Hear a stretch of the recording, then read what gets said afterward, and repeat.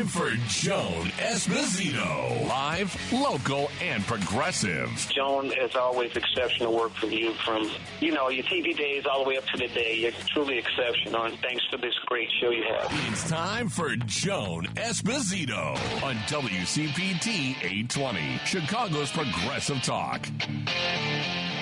Hello. It is Tuesday, March 4th. Yeah, we still have 600 and a small change days till the midterm elections. So this is the reality we are dealing with, and this is how we are going to be for the foreseeable future.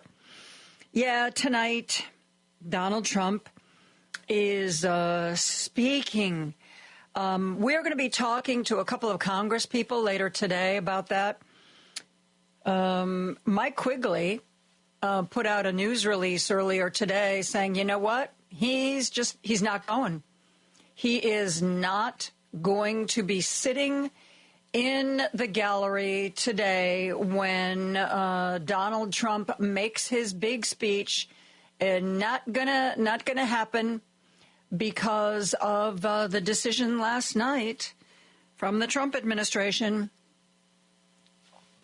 that we're not going to give any more aid to Ukraine. We're not saying it's over forever. We're just saying it's over for now. Because remember, after Trump and Vance insulted and berated Volodymyr Zelensky, and then they asked him to leave the White House, the brilliant businessman Donald Trump didn't get Zelensky's signature on the minerals deal.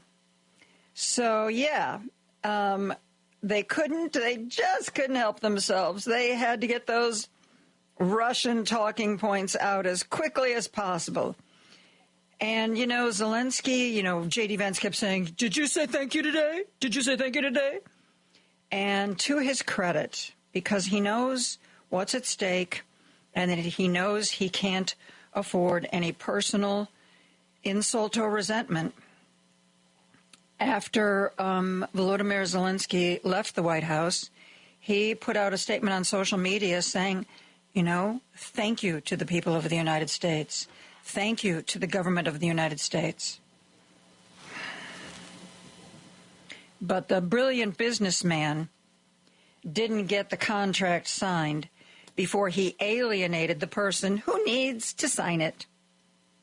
Yep, he's such a smart guy, don't you think? Okay, I'm always ragging on the New York Times. I don't really like it at all.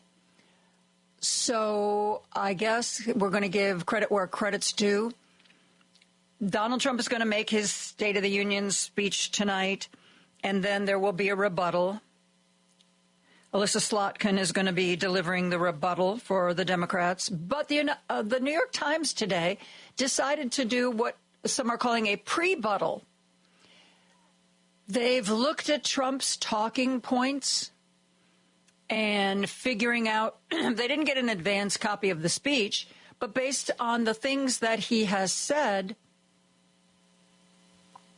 they think that there's a few things that we can expect to hear him say. And they are listing those and then telling you why they are either wrong or misleading. They expect him to say that we were the richest this is from something he said before. He said this at CPAC. We were the richest relatively think of this, from 1870 to 1913. That was our richest because we collected tariffs from foreign countries that came in and took our jobs and took our money, took our everything, but they charged tariffs. I know, he says we collected tariffs and then they charged tariffs. Don't expect him to make sense. And that the New York Times is telling you that is false. That is false. He's wrong about when we were the richest. He's also overstating the impact of tariffs. I know this is shocking you, right? Talking about the Doge savings, Donald Trump told Emmanuel Macron, we have found hundreds of billions of dollars of fraud so far. No, No, actually, that is not the case. There have been people on social media with the data to do this who have been going through. Elon Musk put out this list. Look, this is all the cost savings Doge has accomplished so far. Some of the things listed are programs and contracts that were canceled before Musk created Doge. Some of those are misreading of the numbers. He's going to claim hundreds of billions of dollars in fraud. The New York Times can't even verify 20 billion because of, and the list that Elon Musk posted, as people on social media check it line by line, they are deleting those things. Oh, we found 20 million here or 20 billion here. No, actually, you didn't, and here's why. And then suddenly that line disappears. So don't believe that line either. For 4 long years, you had a president who put illegal aliens up in penthouse suites and beautiful hotels on Park Avenue. The New York Times says that's really misleading. New York did house migrants in hotels, but Trump is wrong. It was not at luxury hotels like, the Park Avenue hotels, the Madison Avenue hotels. We did that here in Illinois, too, because especially if a hotel has closed and gone out of business, for a good rate, the government can rent those hotel rooms that provides people with beds, with space, with bathrooms, maybe not cooking facilities, but a lot of what it takes to live. So that's just a few of the things that they are predicting that Donald Trump is going to say, and they want you to know ahead of time it's not true. And I don't get the New York Times, but I have a friend, and we gift each other articles from the publications we still subscribe to, but the other person doesn't. If you have a subscription to the New York Times, you can find this. The title is Fact Checking Trump Claims on Tariffs, Ukraine, and Doge. The subtitle, the president has repeatedly made false or misleading claims in pursuing an aggressive agenda in the first weeks of his second term. Yeah, false or misleading claims. Where have we heard that before? Oh, yeah, all throughout his first term as president. Yeah, that's where we heard it before, the lies. The lies. Want to give a shout out to one of our Illinois congresspeople, Jonathan Jackson. We've been talking with you, the listeners, about what we would like to see from our Democratic leaders and why aren't they out there trying to get into some of these buildings that Doge is taking over and shouting and knocking on doors and making a fuss. Hey, here's an idea. Good trouble. Jonathan Jackson was accompanied by Maxine Waters and a couple of other people from Congress and decided to see if they could get into the Housing and Urban Development Building. Spoiler alert, they could not. But they did decide to hold a press conference outside the building where security guards would not let them in. Members of Congress, they would not let them in the building. Listen to our very own Illinois Congressperson, Jonathan Jackson. Thank you so much. I'm Congressman Jackson from the great state of Illinois, 1st District. I want to thank Chairwoman Maxine Waters. Give her a loving round of applause. I want to thank all of my colleagues that have showed up and showed out today. I want to tell you what I just witnessed. As a member of Congress, I've tried to enter the Department of Housing and Urban Development. We were met there with nothing but a brutal set of police officers that got into an altercation with one of our members. Members of the United States House of Representatives, on this day, March 3rd, 2025, led by our ranking member, Congresswoman Waters, was denied entrance into the Housing and Urban Development Department. So people are asking, what are we doing? We are showing up. We're standing up, fighting for you. And don't lose this moment in history. Anyone that was born after 1965, when we marched across the Selma and the Edmund Pettus Bridge, we're the first generation that has had equal rights after 346 years. Now, 60 years later, in this same week, as we're going back to Selma to go back over the bridge, our rights are being turned back around. They're trying to turn back the hands of time. Well, let me tell you something, Donald J. Trump. We're at the Department of Housing and Urban Development. Don't you forget, you live in public housing at 1600 Pennsylvania Avenue. The White House is public housing, and we're not going back. Mr. Elon Musk, coming from South Africa, an Afrikaner, making all kind of salutes. We don't want to resegregate housing, unemployment in the United States of America. You can leave. No justice, no peace. No justice, no peace. When we fight, we win. When we fight, we're going to do this all the way to the end. Victory shall be ours.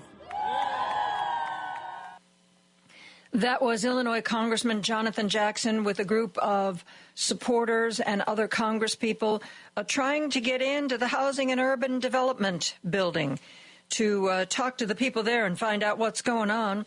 The security for that building would not let them in. So they stood outside and they said their piece. That is what we are hoping for from all of our Congress people, that kind of resistance. You know, in Canada, by the way, yeah, we now have those tariffs, those 25% tariffs, Canada and Mexico. They're officially in place, and we are officially being retaliated against. We have states, Canada has provinces. Though the provinces are a little more powerful. Each province has a premier, and that person is a little bit more powerful than like a governor. It's a different structure. Each province has its own premier, and they have a pretty fair degree of autonomy of how their province is run. That's been one of the problems with trying to get California's movie industry to compete with Canada. Because, you know, Gavin Newsom can say, oh, yeah, I want to increase the tax breaks, but he's got to put it before his legislature. They've got to vote on it, and then it takes effect, which means it's like a year from the time it leaves Gavin Newsom's mouth to the time when it can actually take effect. Whereas in Canada, they can wake up tomorrow morning and say, you know what? I think we're going to raise our tax breaks for TV and film. So here's the new number. And bing, bang, boom, there it is. So they have a lot more autonomy. Doug Ford is the premier of the province of Ontario. And he was on NBC yesterday and had some very interesting things to say. And today there is a follow-up. But before I bring you the news from today, listen to what Ontario Premier Doug Ford said yesterday. We are the largest purchaser of alcohol in the world. We buy over 3,600 products from 35 states. I talked to the governor of Kentucky and Mitch McConnell. Don't touch our bourbon. I'm going after absolutely everything. And I don't want to. We keep the lights on to 1.5 million homes in manufacturing in New York, in Michigan, and in Minnesota. If he wants to destroy our economy and our families, I will shut down the electricity going down to the U.S. And I'm telling you, we will do it. It's unfortunate. I would rather ship you more electricity, ship you more critical minerals. I want to ship you more energy, more potash to keep your farmers going, and uranium that you use for your nuclear power. It comes through from Saskatchewan over to Ontario, and it's going to be a massive, massive problem. That was the Premier of Ontario, a guy by the name of Doug Ford, speaking yesterday to NBC. The tariffs against Canada have gone into effect. And today, Doug Ford, the Premier of the province of Ontario, announced a couple of things. First of all, he has canceled Elon Musk's Starlink contract. He said, quote, "We're ripping up Ontario's contract with Starlink. It's done. It's gone." Like I said, a premier of a province has a lot of power. They don't have to go through their legislature. They don't have to go through, getting the other provinces to sign off. They are doing it. And they have canceled Elon Musk's Starlink contract and banned all U.S. companies from any government contracts that originate in Ontario. So, yeah, there is that.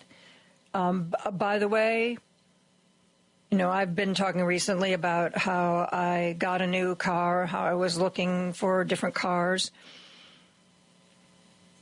One of the cars that I test drove was an electric Chevy Equinox. But the electric Chevy Equinox, at least the one I test drove, the VIN starts with a 3, and I looked at now they have this little paragraph where the paragraph said 12% of the parts in that car were made in the U.S. and Canada, 12%. The rest of the parts came from other countries. The car was assembled in Mexico. So the Chevy Equinox that I test drove came from Mexico. How much more do you think it's going to cost in the coming weeks than the one I looked at? This is what tariffs do. They raise the price of goods for us. And I don't care, Donald Trump can talk till he's green in the face about how somehow Mexico and Canada are going to pay these tariffs. They are not. The costs are going to be passed along to us. And as they retaliate by putting tariffs on goods that they normally buy from us, that means they'll be buying fewer of them. Yay. It's sort of a win-win-win. Oh, no, wait, that would be a lose-lose-lose. Yeah, that's correct. Yeah, not a win-win-win. No. So we've got that. By the way, we are opening up the phone lines, 773-763-9278, and the text line. But while you are contemplating what you want to join the conversation with today, I want to share a couple more things. Senator Mark Kelly was on with Lawrence O'Donnell on MSNBC last night, and he is furious that last night the Trump administration announced that they were going to pause their aid to Ukraine. He was furious, and he wanted to make sure that everybody within the sound of his voice knew exactly what that meant and what was going to happen. Listen to Senator Mark Kelly.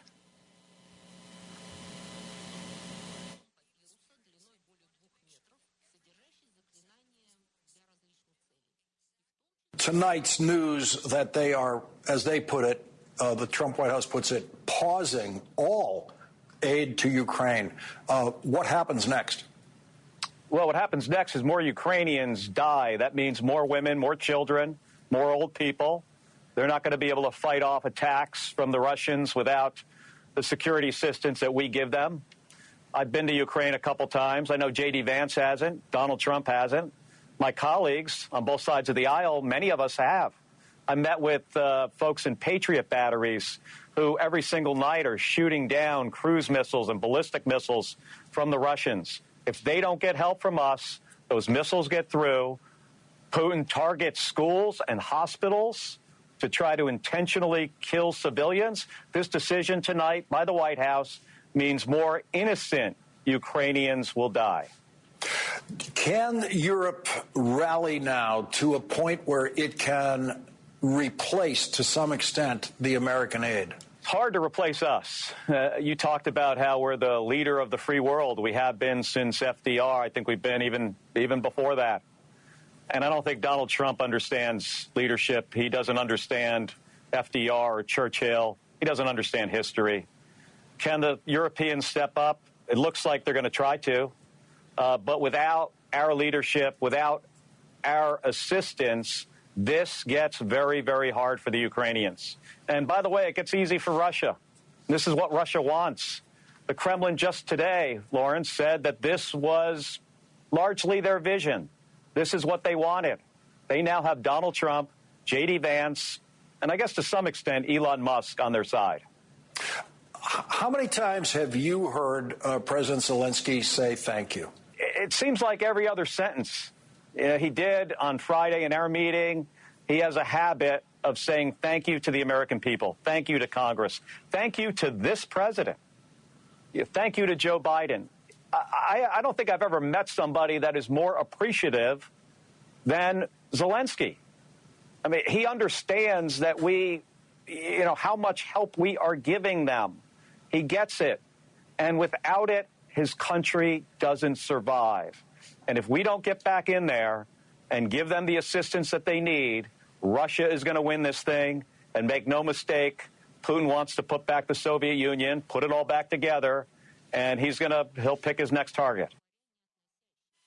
That was Senator Mark Kelly on Lawrence last night talking about what's going to happen with this pause on aid. And you know darn well it's Donald Trump's way of saying, Zelensky, you better come back and sign these deals to give us the mineral rights.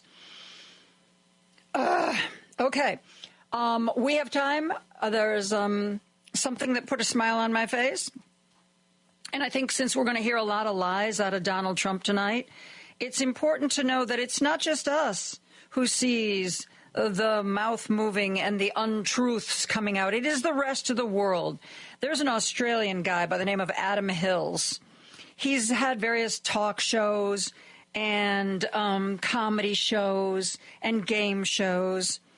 And there was a game show he was hosting, but he sort of set the people off to the side for a minute because he wanted to tell you what he thought of Donald Trump. A lot of beeps in this, but I think you can figure out where he's going. Listen to Australian comedian Adam Hills. Trump's outburst basically came because Zelensky called him out on his bullshit, which is a really good reminder that that's what we should all be doing. So let's run through Captain Comb-Over's false claims about Ukraine. So Trump said Zelensky has a 4% approval rating. Bullshit. A recent poll said Zelensky has around 57% approval, which is actually about 10% higher than Trump's. Trump said the US has sent more money to Ukraine than Europe. Bullshit. The US has sent around £94 billion, while Europe has sent $109 billion. Trump said some of that money that the US has sent Ukraine has gone missing. That one is... a shatamaran. It didn't go missing. It stayed in America. It was spent on training soldiers and building weapons. Trump claims Zelensky refused to hold an election. Actually, that one's kind of true. Zelensky was due to hold the next election in 2024, but he didn't because, why was it again? Oh, yeah, his country's at war. Just like the UK didn't hold any elections during World War II. As we mentioned earlier, Trump called Zelensky a dictator, which, as we all know, is... a turd the size of Disneyland Paris. And to top it all off, Trump blamed Ukraine for starting the war. Bullshit. I think I like that one better than the New York Times rebuttal. But, to each their own. We're going to take a break. We'll be back with calls and texts after this. Don't turn that dial. A dangerous mistake to make. Joan Esposito, live, local, and progressive, returns right now on WCPT 820. For the first hour of the day, we read your texts and take your calls. Somebody sent this to me. Apparently, the organization Move On is doing a live chat and pre-buttal to Trump's address to Congress tonight. I'm not, from this screenshot they sent me, I'm not sure how you log in, but I'm sure if you look up the organization Move On, it's going to be attended by Senator Chris Murphy, who has been one of the earliest and loudest voices against Trump, and Akilah Hughes and Senator Brian Schatz. Brian Schatz recently spoke on the Senate floor. He's the Democratic senator from Hawaii. And he had some questions for his colleagues. And he reminded anybody within the sound of his voice that no matter what they do, no matter why they tell you they're doing it, it all comes back to the billionaire bros. It all comes back to the billionaire bros and the tax cuts that Donald Trump so desperately wants to give them to thank them for their continued support of him. Like I said, Brian Schatz is one of the people who's supposed to be on this Move On solidarity event that's going to take place this evening. But Brian Schatz was recently very vocal on the Senate floor. Listen to this. Why would you run for office and then just remove your frontal lobe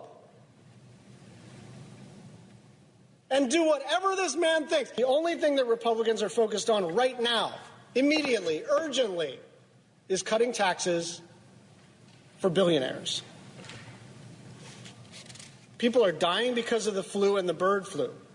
Let's cut taxes for billionaires. Airplanes are falling out of the sky.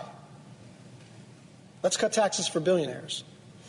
People are losing their homes in wildfires in Los Angeles and floods in Kentucky. Let's cut taxes for billionaires. Families can't afford their health care or housing no matter how hard they work. Let's cut taxes for billionaires. Kids are falling behind in school with a third of eighth graders lacking basic reading skills. Let's cut taxes for billionaires. Trump is illegally cutting funding for pediatric cancer research and disease prevention. Let's cut taxes for billionaires. Thousands of National Park Service workers fired. I know what we should do. Why don't we shovel a bunch of money to a bunch of billionaires? Millions of people are on the verge of starvation, disease, and death because Trump suddenly and illegally suspended one of our primary arms of foreign policy, USAID. What is their solution? Not to exert any pressure on the State Department or the OMB or the president himself. Let's cut taxes for billionaires. Anything and everything comes down to this. Why? Because it's the main thing they think about. It doesn't matter how much harm comes to your hospitals or your schools or your roads or the 1/3 of federal workers who are veterans. The solution always is to cut taxes for billionaires. That's Senator Brian Schatz from Hawaii, who apparently is going to be on this pre-buttal virtual event that Move On is sponsoring this evening. Somebody also sent me a link to something, a website, stateofthepeople.media. It's going to be a 24-hour marathon. The Trump administration will use this night to rewrite reality, downplaying the harm they've caused and deflecting from the real crises facing our communities. Meanwhile, too many elected officials will sit quietly, giving the spectacle legitimacy. We're here to challenge that. Let's go to the phone lines. Dave's on the line from Hoffman Estates. Hey, Dave, how are you? Well, Joan. Hey, Joan, I just got to thinking about that speech tonight. instead of having the Democrats, walk out or whatever, or, not showing up, here's what they need to do, the guy. For that speech, Democrats need to do is to turk off Trump and Vance and all of the megatons is every Democratic needs to wear a dark combat sweater. No shirts, no coats, and then along with it have like something about Save Ukraine or Ukrainian pin or ribbons, on that sweater. And that way, that could be a way of showing their protest, to Trump. And I think that's brilliant, Dave. I don't think that we're going to see it. Because even if somebody had the idea, I don't think they had enough time to get their outfits coordinated. But that's the kind of thing that would be brilliant. I mean, I get all these emails from all the different Congress people, and a lot of them, as a matter of fact, 2 of them that I'm going to be talking to later today, are, every congressperson can bring a guest. And so a lot of Congress people, as their guest, are bringing somebody who either has been fired or has been hurt by what Trump's done or stands to be hurt in the very near future. Veterans, disabled people, people who've lost their jobs. So, there's that. But I agree with you. I think if they all showed up in Zelensky sweatshirts, it would be awesome. Because I got that idea thinking, remember about 4 years ago when it was the 100th anniversary of the suffrage, and they all wore white, the women, senators and Congress people, and kind of on that thing, only this way, because we know what it did to Vance and Trump when they seen, President Zelensky. Could you imagine that? And then maybe at the end, so you can get to the next, that every time he's talking, maybe dub that from that one song that Three Dog Night used to have, and just go, liar, liar. Anyway, let me clear off, Joe. Thanks Dave. For taking the call. I appreciate it. Let's go to Plainfield, Illinois, where we have another Dave on the line. Hi, Dave. Thanks for the call today. Hi, Joan. How I enjoy the rain. I hope you're enjoying the rain. Thank God it's not snow. I think we've really done a disservice to President Trump. Every morning when I get up, I look out the window and say, thank you for the sun. Thank you for the moon. Thank you for the green grass that I have. Thank you for everything that you've done. Because God only knows if it wasn't for you, I wouldn't have any of this. Thank you for screwing over our foreign adversaries, our foreign partners. Thank you for everything that you do to screw over America every day. I think we should have a national anthem every day for this guy.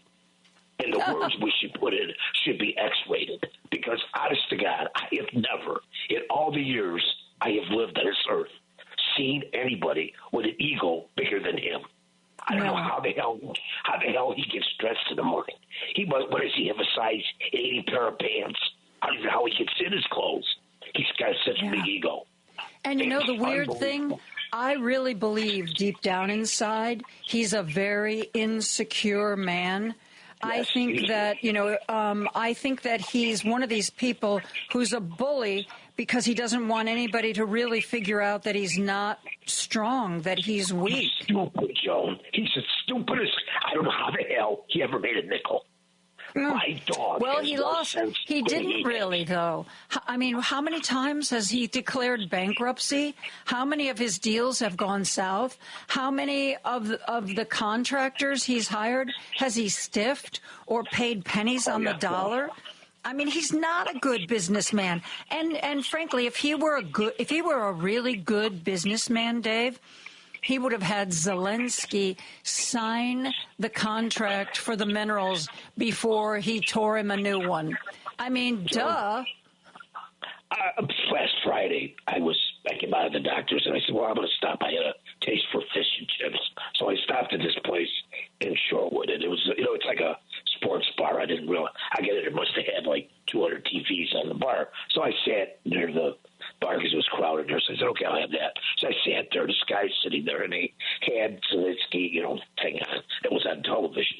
And the sound was down a little bit, but I could hear some of it. So I'm sitting there, this guy next to me, maybe about stool down from me. He's talking about we needed a president in this country that's strong and will stand up to these people and everything else. And I sat there and he looked at me and he goes, don't you think this is what we need? And I said, yeah, I guess it's pretty easy. I said, I just have a question for you. If I went to your house and broke in, just came into your door and said, this is my home, I'm taking it over, what would you do? And he goes, well, excuse my French, I'd beat the hell out of you. Oh, really? So that's the same thing that they did. No, it's not. Russia was entitled to it. I said, no, they weren't. What was entitled to them? What was given to them? You just don't go to somebody's area and just take something and kill little innocent children. And that is a strong man. No, that is weakness. That is a bully. Some of these people do not get it, Joan. It's been this way. I just wonder, Joan, I just have this question for you and your listeners. God forbid, in World War II, if we'd had some of the people in our country now that lived back then, I wonder if we'd have won World War II. Well, you know, it's interesting because Rachel Maddow, a long, long time ago, did focus. There were a group of white, male, successful corporate owners, business owners who were Nazis, who didn't want the United States to start fighting Germany, didn't want us to get involved, and supported Hitler. But the difference then was that they were a small fringe group, not one of the major political parties of the United States. I look at my grandkids right now, and I was talking to my grandson last night, one of them, and he's 3, just turned 13. Back in November, and I said, he looked at me and he goes, Grandpa, how are we going to be down the road? I said, you know, pal, I don't know. I said, I grew up in the 50s and the 60s, and I've been through about 8 presidents. But I said, in the 60s, we had all the assassinations and all the other things. But still, we never were like this. I know when I came back from Vietnam, there was a lot of people that didn't like the war there, and I didn't either, but I was in it. I had no choice. I got drafted. But the thing was that I knew that we at least cared about our country in some ways.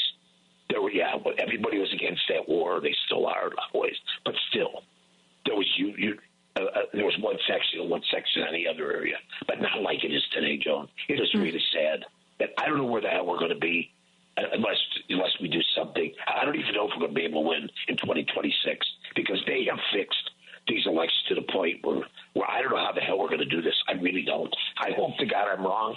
I hope, we get this orange blubber belly out of here. Maybe he'll eat enough cheeseburgers, share it with Vance. Well, I don't know. I think J.D. Vance is worse than Donald Trump.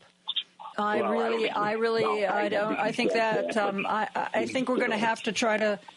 I think we're going to have to try to keep Trump alive for a little while longer until we figure out where J.D. Vance really stands, because I'm very worried about him and his future. Thank you, Dave, for the call. I got to get to a break, but I appreciate you calling in today. We are going to take a break. I will have more of your texts and calls right after this.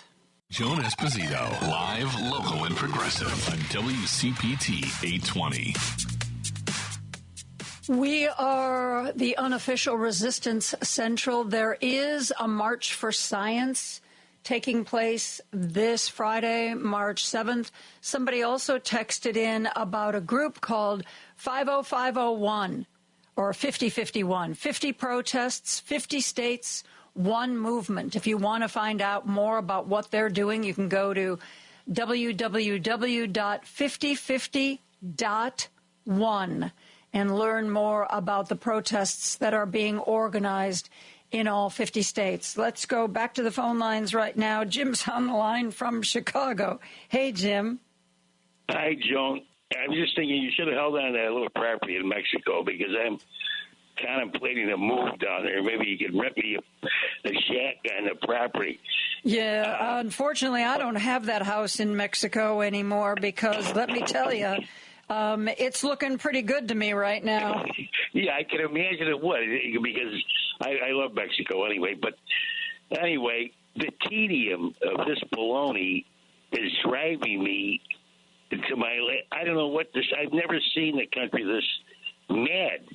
And then think of a president What if it was a Democratic president, or any president, but a Democratic president, and he was only preaching to half of the country? I only take care of Democrats because the Republicans are out to cut your throat, et cetera, et cetera, et cetera.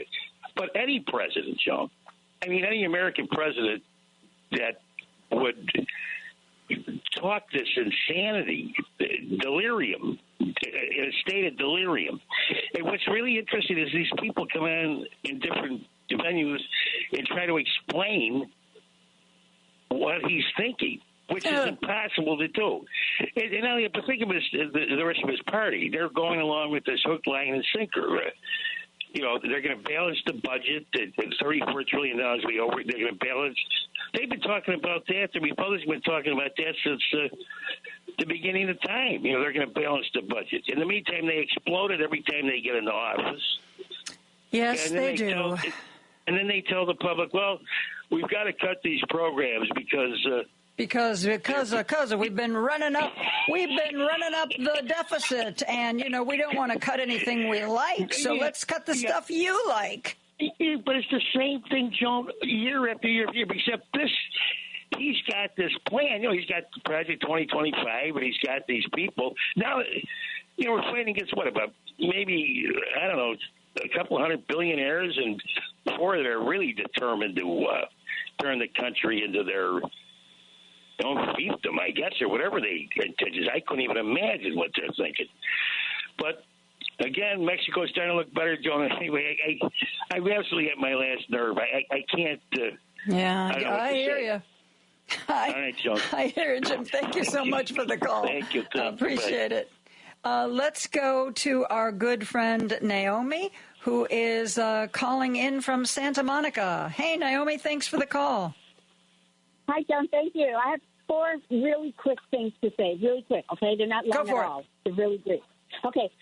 I want to remind everybody that the Bush family colluded with the Nazis during Hitler, and that Ukraine agreed to return their nuclear weapons to move them to Russia, and for exchange of the security agreement with the United States. We promised that we would support them if they did that, if they lost their security, if Russia attacked them, in other words. And so we shouldn't be complaining about, helping them, because we promised we would.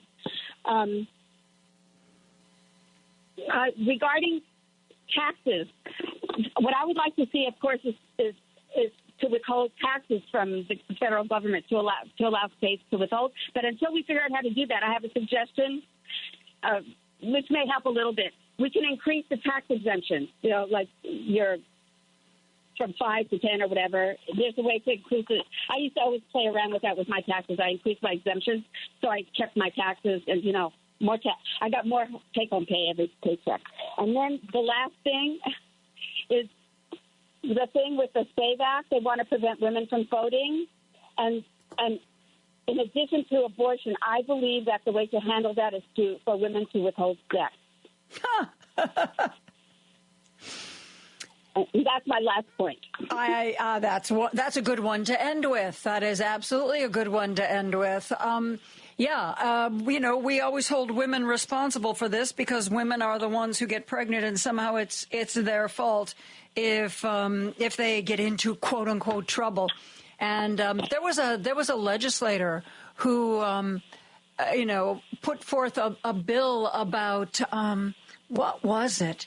It was either had something to do with the ejaculation that there was going to be like a registry or it was something absolutely absurd to show the absurdity of the rules that we hem women in with. Yeah, I like that, Naomi.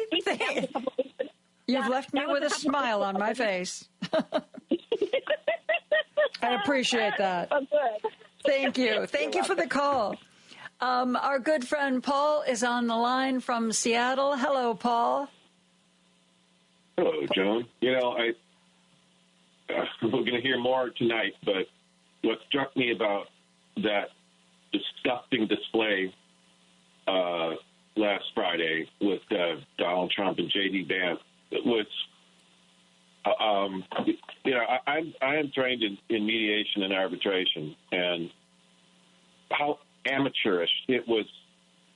They made every amateur mistake in the book, and the first of them being that the two of them would be there at the same time before any mid-level negotiations had ever been done. I mean, that's what most of this. That's not the way this is done. The way you do this, obviously, is you send mid-level negotiators to basically hammer out all the details, and then you have you meet, and you have the big signing ceremony in the Rose Garden, and you pat each other on the back. And what Donald Trump did, in negotiations, or at least in the mediation and arbitration, he talked about two things. One is the interest, the objective interest that each party has. And the other one is what's getting in the way of an agreement is the subjective issues, people's problems, right? And Donald Trump and J.D. Vance just laid out for the world. Every negotiator in the world watched that and said, aha, I see all your weaknesses. These are your issues. How you can tweak Donald Trump is simply disrespect him. If you don't want to do something, Donald Trump signed up. He wanted these rare earth metals from Ukraine. He kicked the guy out before he even got his deal. He didn't even strong-arm him. He just acted like an idiot. Yep. He did not even get what he came for. No, he didn't. No, he's such a brilliant businessman. When I was back in the world of television, the rule of thumb was that if you were going to sit down with somebody, particularly an elected official or somebody in a position of power, and you had some really tough questions for them, that you didn't start off with the toughest of your questions. You started off with other questions that you wanted answered that would be less controversial. Because the thinking was, if you ask the tough questions and they kick you out of the room, at least you would still have something that you could put on the air. Basic journalism 101. You don't go in and say, hey, I heard you committed murder. You don't start with that. But nobody apparently has ever explained to Donald Trump how to really be successful in business. Too bad, huh? Well, and neither I would really think that J.D. Vance would know more about this, but he's obviously a stuck-up and a sycophant, and he's going to he was just, if you ask me, Trump, you almost expect this out of him. But J.D. Vance, I mean, it just lets me know that, maybe 3 years of Yale law didn't really overshadow his. See, J.D. Vance is just a younger, in my opinion, he's a younger version of Lindsey Graham. Which way is the wind blowing? Which side in this argument can be the most helpful to me and give me more of what I want? And that's what I'm going to espouse. Not really believe in, but I'll pretend I believe in it.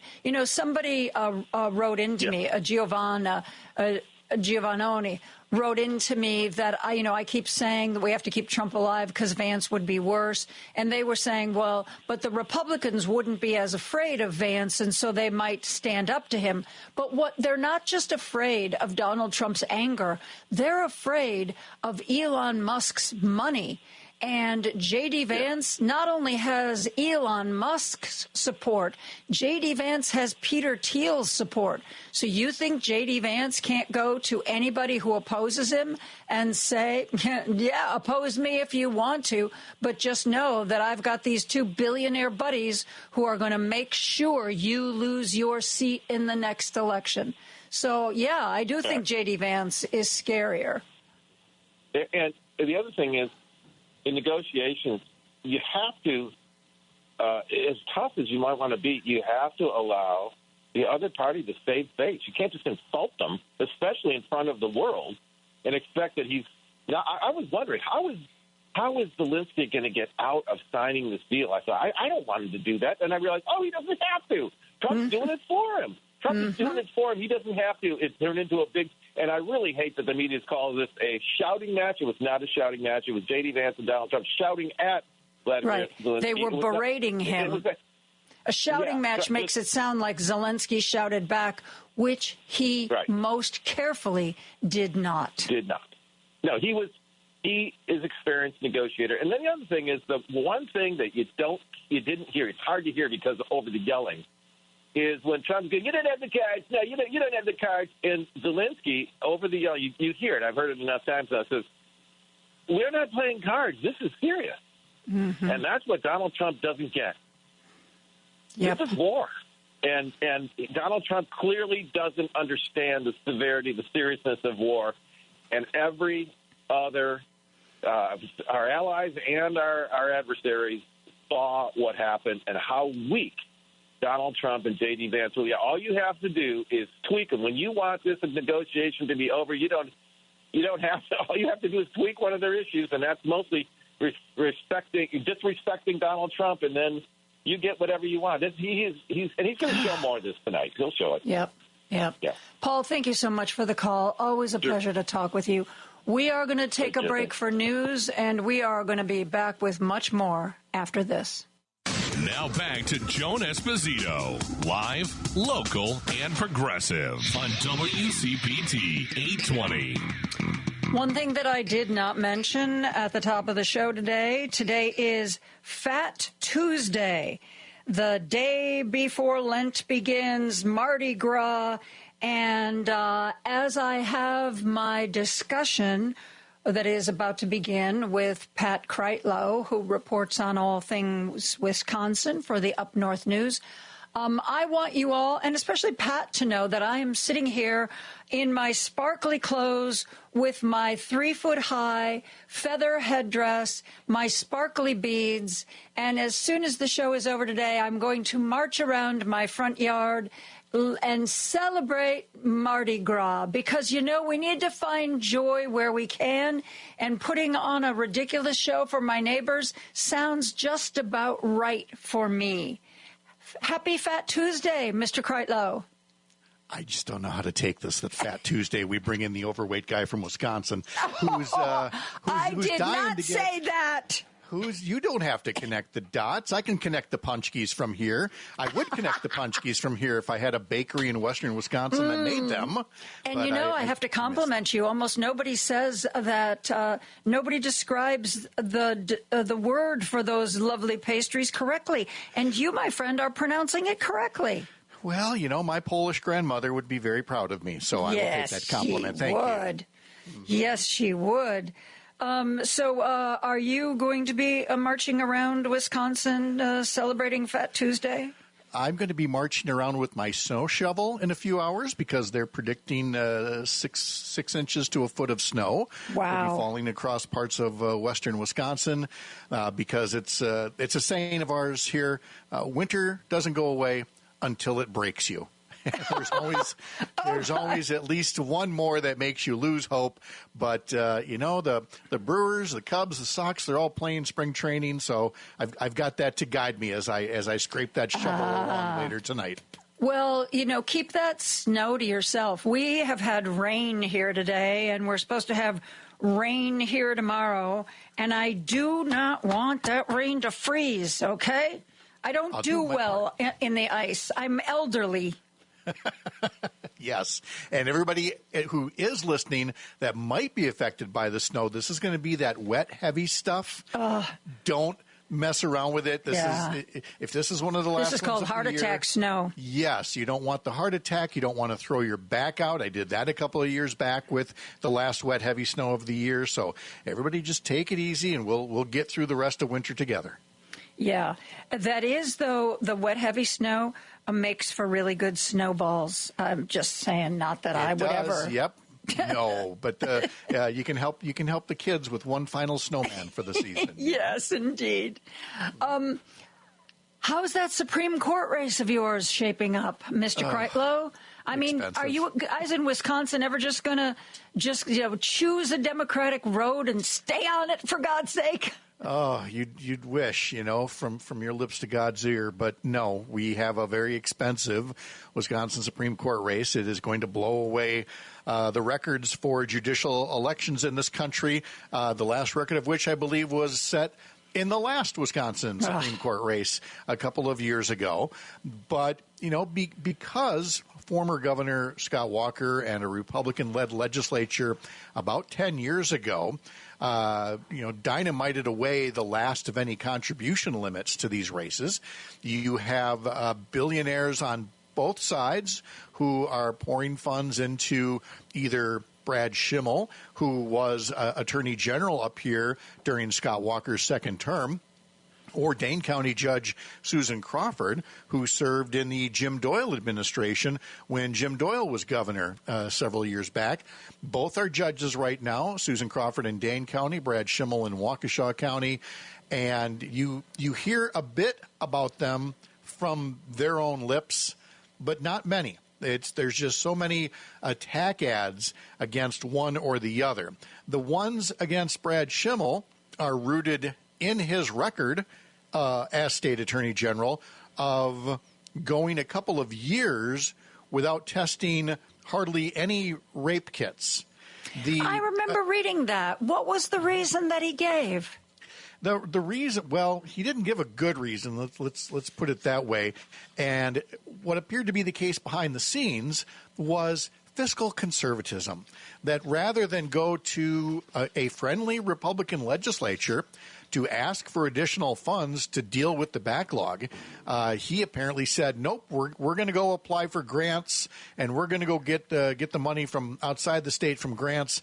And he did eventually secure funding to start testing the kits, but during about a 2-year period in his term, something like 9 kits total were tested. Oh. There were thousands of kits backlogged, thousands of potential rapists and sexual assaulters that Schimmel appeared to be in no hurry to seek justice for those victims. And he had to know that this was going to come up if he ever ran for office again. So his ads make it sound like he was the one leading the charge to fix the backlog. And the backlog did eventually go down. But it was that 2-year period where he just did not seem to think that this was much of a priority that continues to stick with many voters in this race. It's the Trump playbook. You do something that's unpopular or doesn't work out well, just lie about it. Tell them you did it or that somebody else did something wrong. And it's I know that you're working very hard to make sure that the voters in Wisconsin know what's going on. But when somebody is just flat out lying like this, it's not easy. And I've also heard that Elon Musk is funneling a huge amount of money into Wisconsin. What do you know about that? We know that the tab is at $2.5 million and growing from one PAC that he is essentially the primary benefactor of. But there's another PAC affiliated or associated with him that has put more than $1 million more into the race.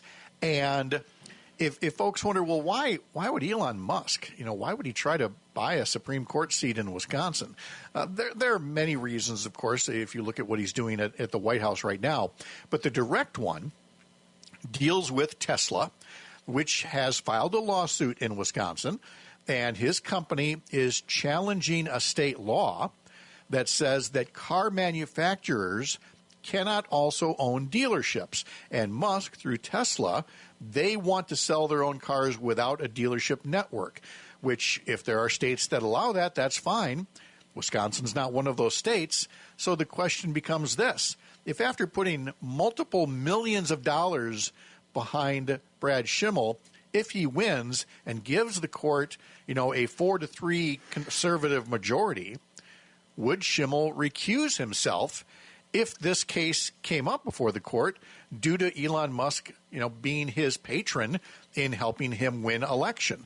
And when those two candidates debate 8 days from now, Wednesday of next week, I hope that that's one of the first questions about whether Brad Schimmel will recuse himself as a justice, given that somebody who's bringing a court case before him, has put up many millions of dollars in this race. And do you think that in a debate like that, I agree with you 100%, that is front and center the question that needs to be asked. But, we saw questions asked of Amy Coney Barrett. How do you feel about Roe v. Wade? Precedent, not going to touch precedent. Yeah. Brett Kavanaugh, same thing. What's to keep him from claiming, of course I would recuse myself. And then when it actually happens, I'm not going to recuse myself because this X, Y, or Z happened that changes things. Right. And that's exactly what I would expect to have happen. But that's why voters should at least hear the question asked and know whatever Brad Schimmel answers, they should know about this Tesla case coming up, and that Elon Musk is not just a disaffected observer to this. Mm-hmm. He would have a direct stake in something like this that could make him a lot of money in Wisconsin if he were to get a more corporate-friendly state Supreme Court. Yeah, he's got a dog in that hunt. That's for absolute sure. Pat, we talk all the time about low information voters and how especially Democrats can get their message out in a way that reaches the people who need to hear it. But there doesn't seem to be a consensus on the best and smartest way to break through that clutter, unless, I don't know, some people have started saying recently we need more Democrats going on Fox and OANN and Newsmax, because otherwise those people are never going to hear the Democratic message. What do you think about that? I am very much in line with what our mutual friend Jennifer Schulze has had to say about this, that Democrats truly need effective, consistent daily messaging. And it's one thing for, pick anybody. It could be Governor Pritzker. It could be, Chris Murphy from the U.S. Senate. It could be Gavin Newsom. It's one thing when they come before cameras, maybe once a week, maybe once every couple of weeks or so. That's not going to get the job done. And whether it's by a concerted effort or whether it's just somebody that decides to take the ball and run with it, there needs to be a much better daily message about the harms that this president is causing, the misinformation that's being spread, and, by the way, so that this doesn't sound all negative, the alternative ideas, that there are alternatives to take a look at federal spending, for example. You could have a bipartisan commission that takes a look at it, and much like the base closing commission presents a list, and you've got to vote up or down on the whole list and avoid getting bogged down in all of these petty battles where there's a lot of turf battles going on. There are ideas out there, but Democrats need that daily message out there. And I don't mean any particular favored media outlets or anything. I mean the officials themselves need to be out there on a much more frequent basis, banging a drum that people can look at and go, oh, yeah, that makes sense. And it may not make sense till about the 10th time they've heard it. Democrats have that big problem where it's like, oh, I said it once. Oh, no. Mm-hmm. When you finally get sick of saying it, that's when some people are finally starting to pay attention to it. Keep banging the drum. We're going to let everybody just talk about whatever message they care about. So instead of getting one or two consistent ideas, every time a Democrat approaches a microphone, it's about a different bill, a different issue, a different set of circumstances. And that's one thing the Republicans are really good at. Here's our message. These are your talking points. Get out there. And they all stay on message. And I don't know whether it's just that's not something Democratic leadership is doing, or whether Democratic leadership is trying to do it and everybody's just going off in their own direction anyway because they think they know better. I really don't know. I mean, Hakeem Jeffries put out his 10-point plan of what everybody was going to do and insisted that everybody do town halls. And then he went on a book tour, and people were saying, why aren't Democrats trying to get into the Social Security building, the building where USAID is housed, housing and urban development? Why aren't they showing up every day raising a ruckus, trying to get into those buildings, being turned away, and focusing on what's happening in Washington. I played a clip from Illinois Congressman Jonathan Jackson, who was part of a congressional group that tried to get into the building where HUD is based. And they wouldn't let them in. As a matter of fact, I think one person in their party may have even gotten arrested. But then they were able to do a news conference right out front. Little Maxwell Frost did the same thing. God love him.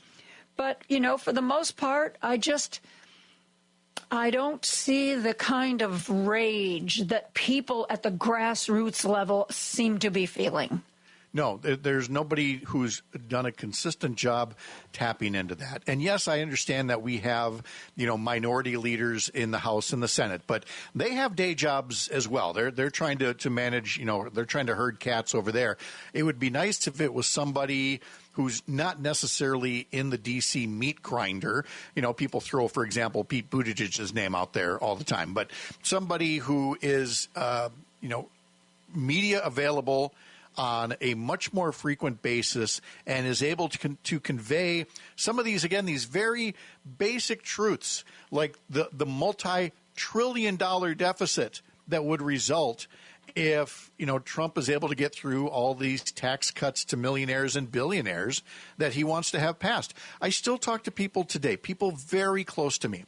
And when I hear them say, I just learned this about Donald Trump, and I think, I have been saying this for years and years, but people don't always click into something, the first 10 times that they hear it. So we need that frequency of messaging. And the folks who are listening to stations like this, they get it. But everybody here knows a friend, a family member, a neighbor who would benefit more. They never tune in to newscasts or anything. So we at Up North News, we go try to find them on social media with posts that get them to stop scrolling and to say, here's what is happening to veterans in Wisconsin who are getting their health care delayed because all these veterans are being fired at the VA system in Milwaukee and elsewhere. You put things like that out there and you hope that eventually enough of them go, this is not what I voted for when I voted for Donald Trump. But it's going to take time, and a lot of damage is going to get done between now and then. What do you think about what James Carville said recently, that that Democrats should just basically lie down and be quiet and let the worst of Trump's stuff take hold, and then right before the midterms, rise up and be very passionate and say, oh, but we're the party that's going to undo all this. I don't agree with it. I think it's a bad strategy, but it's a strategy. There are people who say, that maybe we should let the people who voted for Trump really understand what it was they voted for. What you're talking about, oh my gosh, I didn't think he'd come after me kind of story that we're getting now. Yeah, I didn't think the leopard would eat my face. Exactly. But that's my problem with that. I understand. I'll say that I understand the strategic part of it. It's that most people don't pay attention to these things until right before elections. And I think he's trying to make the case of it's not even worth the energy. Wait till it's close to the midterms when people are tuning back in. I disagree. I think this is a different time because as people are getting hurt, they want to know that somebody is out there fighting for them or at least acknowledging them. Exactly. And if Democrats lay down right now and don't pop up again until right before the midterms, all those voters out there would be right to say, well, where the heck were you when I first got laid off? Which was, I don't know, a million years ago when I was out somewhere in the suburbs doing a remote broadcast, and people at that site were talking about why Democrats weren't doing better in rural areas. And somebody pointed out to me, well, like 10 years ago, it was a priority for the Democratic Party to have Democratic offices in all these rural areas. It wasn't so that, they were talking to people 365 days a year. And then apparently it was decided that those weren't important anymore. They were all closed. And then you got the Democrats parachuting into an area, and that's the word they used, parachuting into an area 6 or 8 weeks before an election and trying to sway people that somehow their candidate was the best. It's that same mentality. You know, you're either with me or you're not with me. And you can't just show up at the last minute and say, you know, you need to do this and here's why, and expect me to respect that. Absolutely right. The parachuting thing is something that I would argue Democrats get dinged on more often than Republicans, and it's not like Republicans also don't have, you know, staffers and others who parachute in at the last minute. But because Democrats don't have as many elected figures in rural areas anymore, it simply means they have to work that much harder to get out there.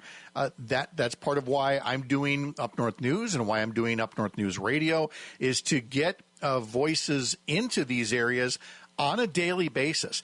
I'll tell you, if you were a Democratic lawmaker, say in Eau Claire or the Green Bay area, the TV stations there are not going to carry you as often if you propose a bill, because their thinking is, well, that bill's not going to pass anyway because the Republicans have the majority, so they're not even going to bother. But then you're not sharing the good ideas that they're putting out there, even if they don't pass.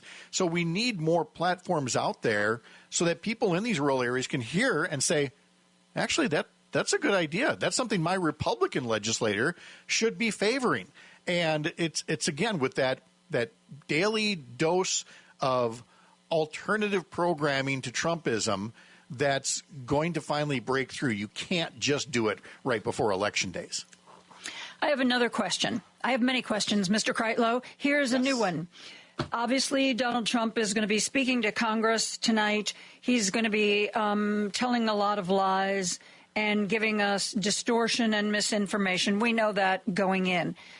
Some Congress people are responding by making their guest of the evening somebody who has been hurt or stands to be hurt by what's going on in the Trump administration.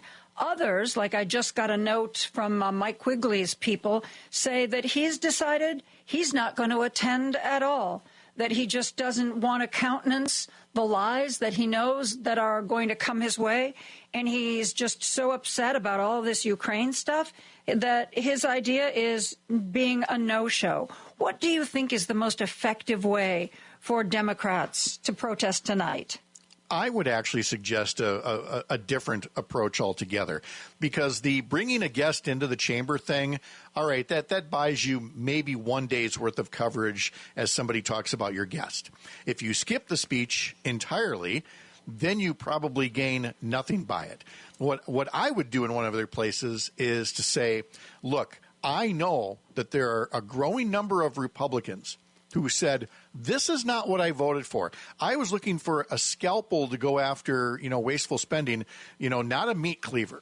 And so I'm actually going to seek out some folks that are more Republican leaning or moderate, and we're going to have a little chat. We're not going to listen to the speech, but I'm going to invite the TV cameras to hear how these folks are being affected. We're going to hear from veterans who are going to say, this is not what I was looking for. You mean sort of like an alternative programming? Alternative programming, and farmers saying, wait a minute, we got the shaft last time Trump had a trade war with China, and now China's threatening, American farm markets again. So give some substance to your local media so that they're not running just endless sound bites of Donald Trump that they may or may not even fact check.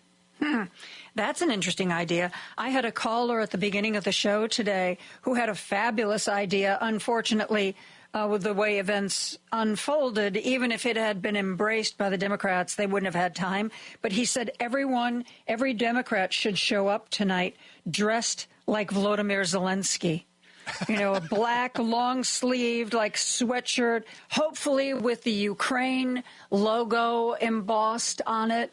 And they should all just sit there wearing those and not even talk about it. Wouldn't that have been a great, spectacular visual that would have gone viral? I appreciate the visual. I probably would have not gone along with it on the side of not wanting to turn things into theater, because that's the one thing Trump loves. Trump loves show business. I think he would have liked it. He would have pointed out the consistency. He would have said something along the lines of, look at the socialists. They all have to dress the same. They all have to wear the same uniform. He'd find a way to insult them, and the whole point would be lost. But again, the fact that people are thinking creatively about how to show their opposition to Trump and their unity for actual American values, that's a positive thing to me, that we're even thinking of these ideas, because it means people aren't just lying down. They're not just walking away. They want their country back. Yeah. We have to take a break. Pat Kreitlow and I will be right back after this. Joan Esposito, live, local, and progressive on WCPT 820. And I'm joined by the founder and editor of Up North News, Pat Kreitlow. Everything you want to know about Wisconsin. He is also on the radio every day on a radio station that's part of the Civic Media Network. I want to talk to you about some of the people in your state that I'm not particularly fond of. Let's start with the man who has anger issues, Derek Van Orden, and some things that he's been saying about protecting Social Security and other programs. Wow, that's really great. Pat, maybe I've been thinking about him in all the wrong ways. What do you think? No, you've been thinking about him just right. He's doing the same thing that you can get from pretty much any Republican lawmaker now, in that they're hoping you don't look behind the numbers. They're saying, we're not going to cut Social Security, we're not going to cut Medicaid, but we are going to cut $2 trillion or whatever it is in wasteful spending. And I know you've heard me say this before, but I'll say it again. Folks, you are the waste they're talking about. And so when they invariably have to cut Medicaid or something else and people howl about it, they say, well, I didn't say that Medicaid should be cut. I just said we needed to cut $2 trillion. And it's got to come out from all these other places. And there really is no basis in widespread trust for Derek Van Orden and many others. I mean, Van Orden's basically, again, doing what he does best. He's picking fights on Twitter. He's threatening federal workers to try to get them fired for having the audacity to send messages to him on social media. Not accomplishing anything, just doing what he does best, and that's trying to be a bully. Do his supporters, his voters, his constituents, I don't understand. I mean, even if there was somebody who represented me and who was a Democrat, if they behaved the way Derek Van Orden has behaved, I would vote.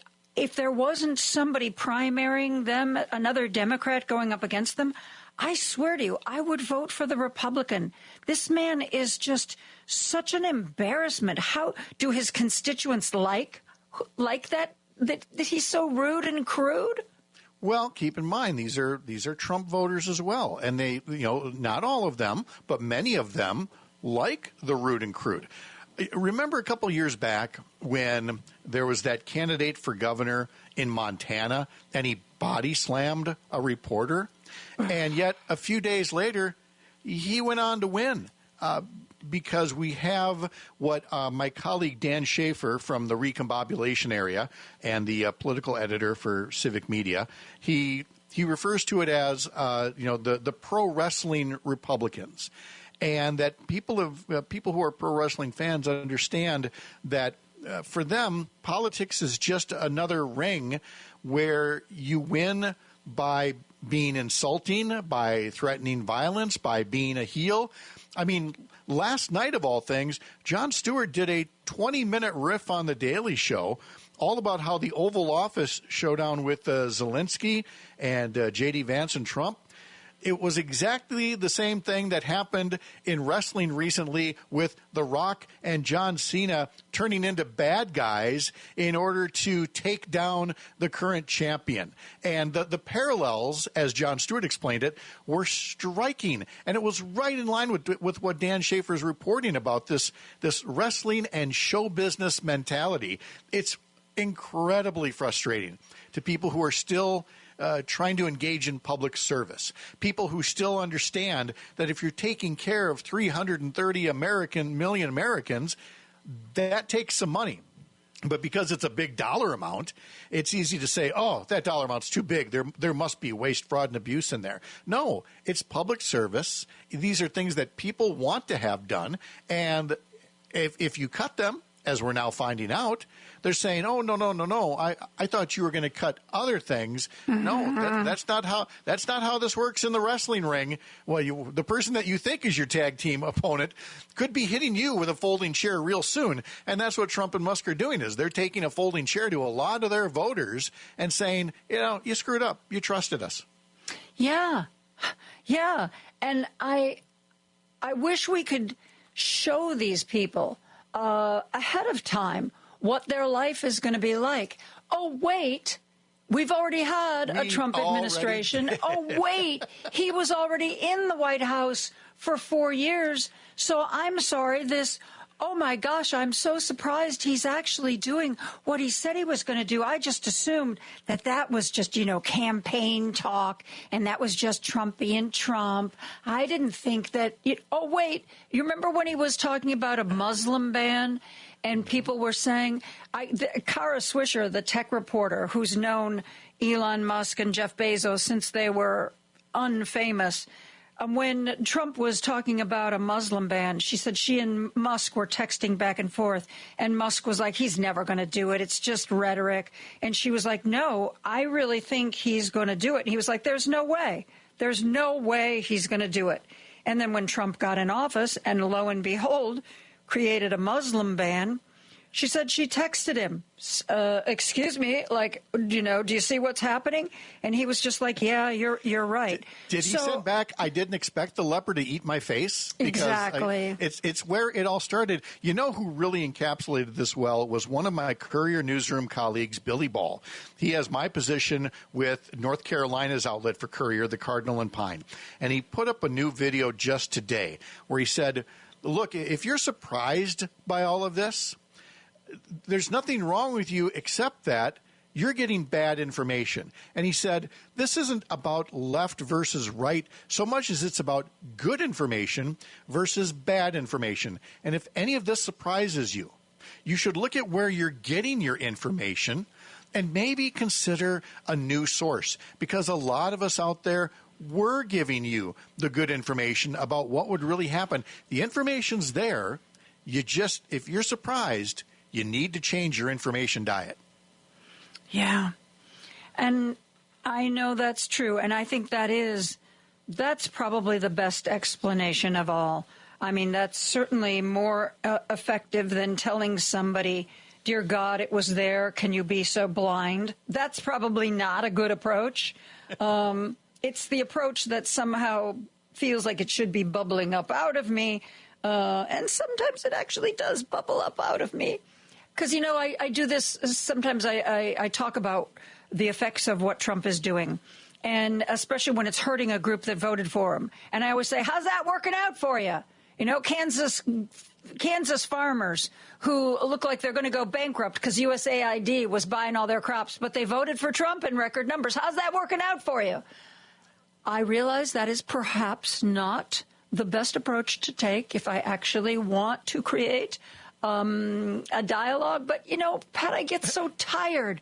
I get so tired of people who are saying things that aren't true, that are surprised when, they stick their hand onto a hot burner and they're like surprised that they walk away with third-degree burns. I don't know what to do with that. Nobody knows what to do with that when you get fed a steady stream of that day after day. And it's why every one of us who is engaged in trying to pass along factual information as frequently as possible, especially on a daily basis like we do, but this is more for the listeners who listen on a daily basis. We all need to keep in mind the inherent goodness of many people around us, including some people that we disagree with. And we should be working as much as possible, not just to point out the facts, not just to hold people accountable for their misdeeds and for their misinformation, but, to again say that there are alternatives out there. It gets me back to that democratic messaging, is to tell people there are better ways to do this. There was somebody in Congress who was trying to outline how in his mind, Social Security was a Ponzi scheme, and so what we need to do is we need to do this and this and this. And what he was basically describing was the Social Security Trust Fund. It's just that he didn't understand how it works. So we need to be explaining the good deeds and the good ideas and the good people. And at the same time that we are talking about, the things that are going wrong, we can't turn a blind eye to it. If we try to be all positive all the time, and some people have tried that, you can see other people turn to them and go, well, I guess things must not be so bad for Trump if you're not, complaining about him. So somewhere in there is this mysterious point of balance where we are a little frustrated, passing along so much of the bad stuff that's happening there, but also letting people know that we can emerge from this if we make some better informed choices the next time we're asked to vote for who should represent us. Yes. I'm speaking with Pat Kreitlow from Up North News. You should be reading this if you live in Wisconsin or have any interest in what's going on in Wisconsin. Wisconsin is a really interesting state, and some people will say it's one of those states that we most need to pay attention to see how the country is doing. Pat Kreitlow and I are going to take a break, and when we return, I'm going to have him update us on what the Wisconsin senators are doing, Tammy Baldwin and Ron Johnson, right after this. Joan Esposito, live, local, and progressive on WCPT 820. Pat Kreitlow is the founder and editor of Up North News. You can read that newsletter on your computer. You can listen to Pat on the radio every day. Look for him. How many stations are you on, Pat? You're on more than one, aren't you? Yes, we're on 7 stations around Wisconsin on the Civic Media Radio Network. So, you can also listen through, they have an app through the Civic Media app, and they have the website civicmedia.us where you can find a station, find a show, and listen to shows right through the website there. There is no place in Wisconsin where you can get away from Pat Kreitlow. He is everywhere. I feel like I've been everywhere. I will continue to be everywhere. After I shovel out my driveway, of course, I will then why don't you hire a teenager to do that, Pat? I think that after the age of 40, nobody should shovel. I couldn't agree with you more. I'm very thankful for the newer-ish snowblower that I have. Oh, okay. And but I do know that time will eventually come. Well, I say, you know what? my back just isn't going to do that anymore. So really. What's the going right now? It's got to be a quarter, maybe 50 cents for a kid to take care of the driveway. I don't know because we really haven't gotten much snow this year. So neither Ray nor I have had to engage anyone into. But I do know in the past when we've had snowy winters, well, we usually hire a service, and that can get very pricey. So I'm very glad that we have had not much snow this year. So talk to me about the latest hijinks from Ron Johnson. Oh, I mean, Ron Johnson did a telephone town hall. He didn't do one of those in-person ones like some other Wisconsin Republicans did where they got an earful. But at one of his telephone ones, the quote that stuck out for me was this. I think everybody has to admit that Elon Musk is probably one of the most brilliant, accomplished, effective human beings that has ever walked on planet Earth. That was Ron Johnson on Elon Musk.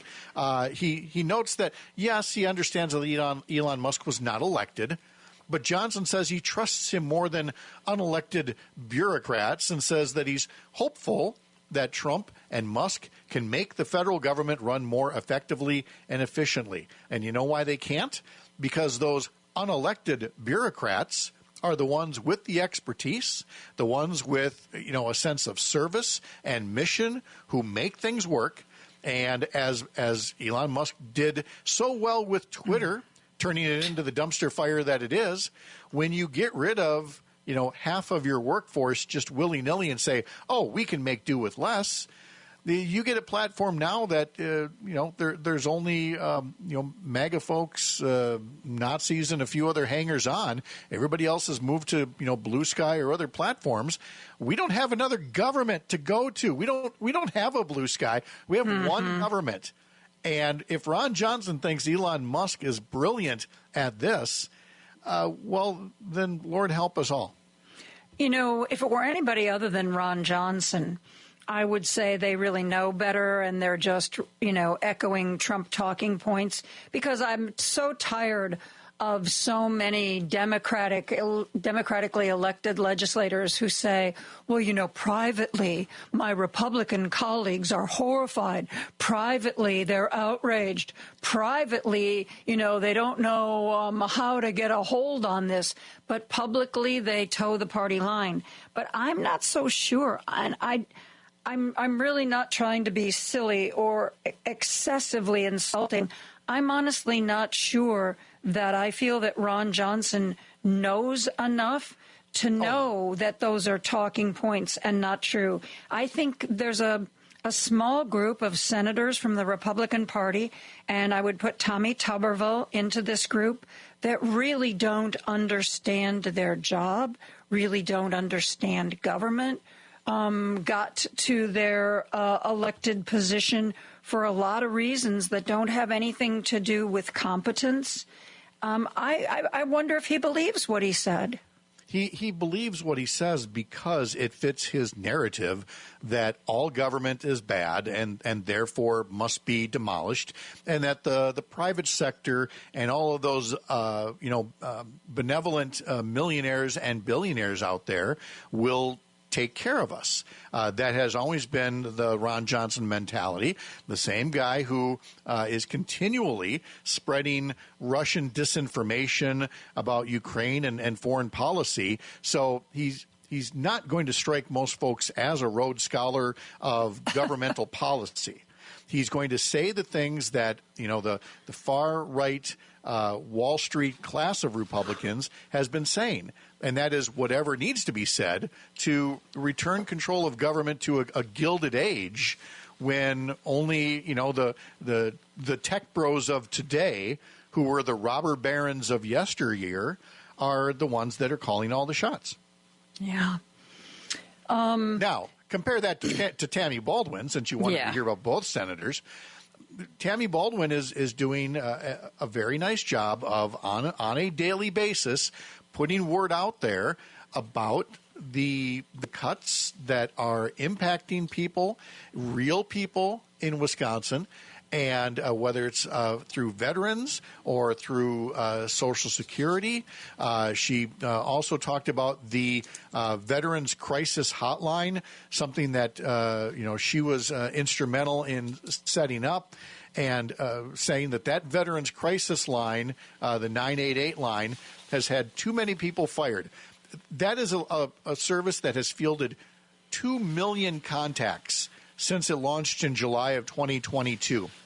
Of all the things that you would say, this one should not be cut, this has got to be on that list.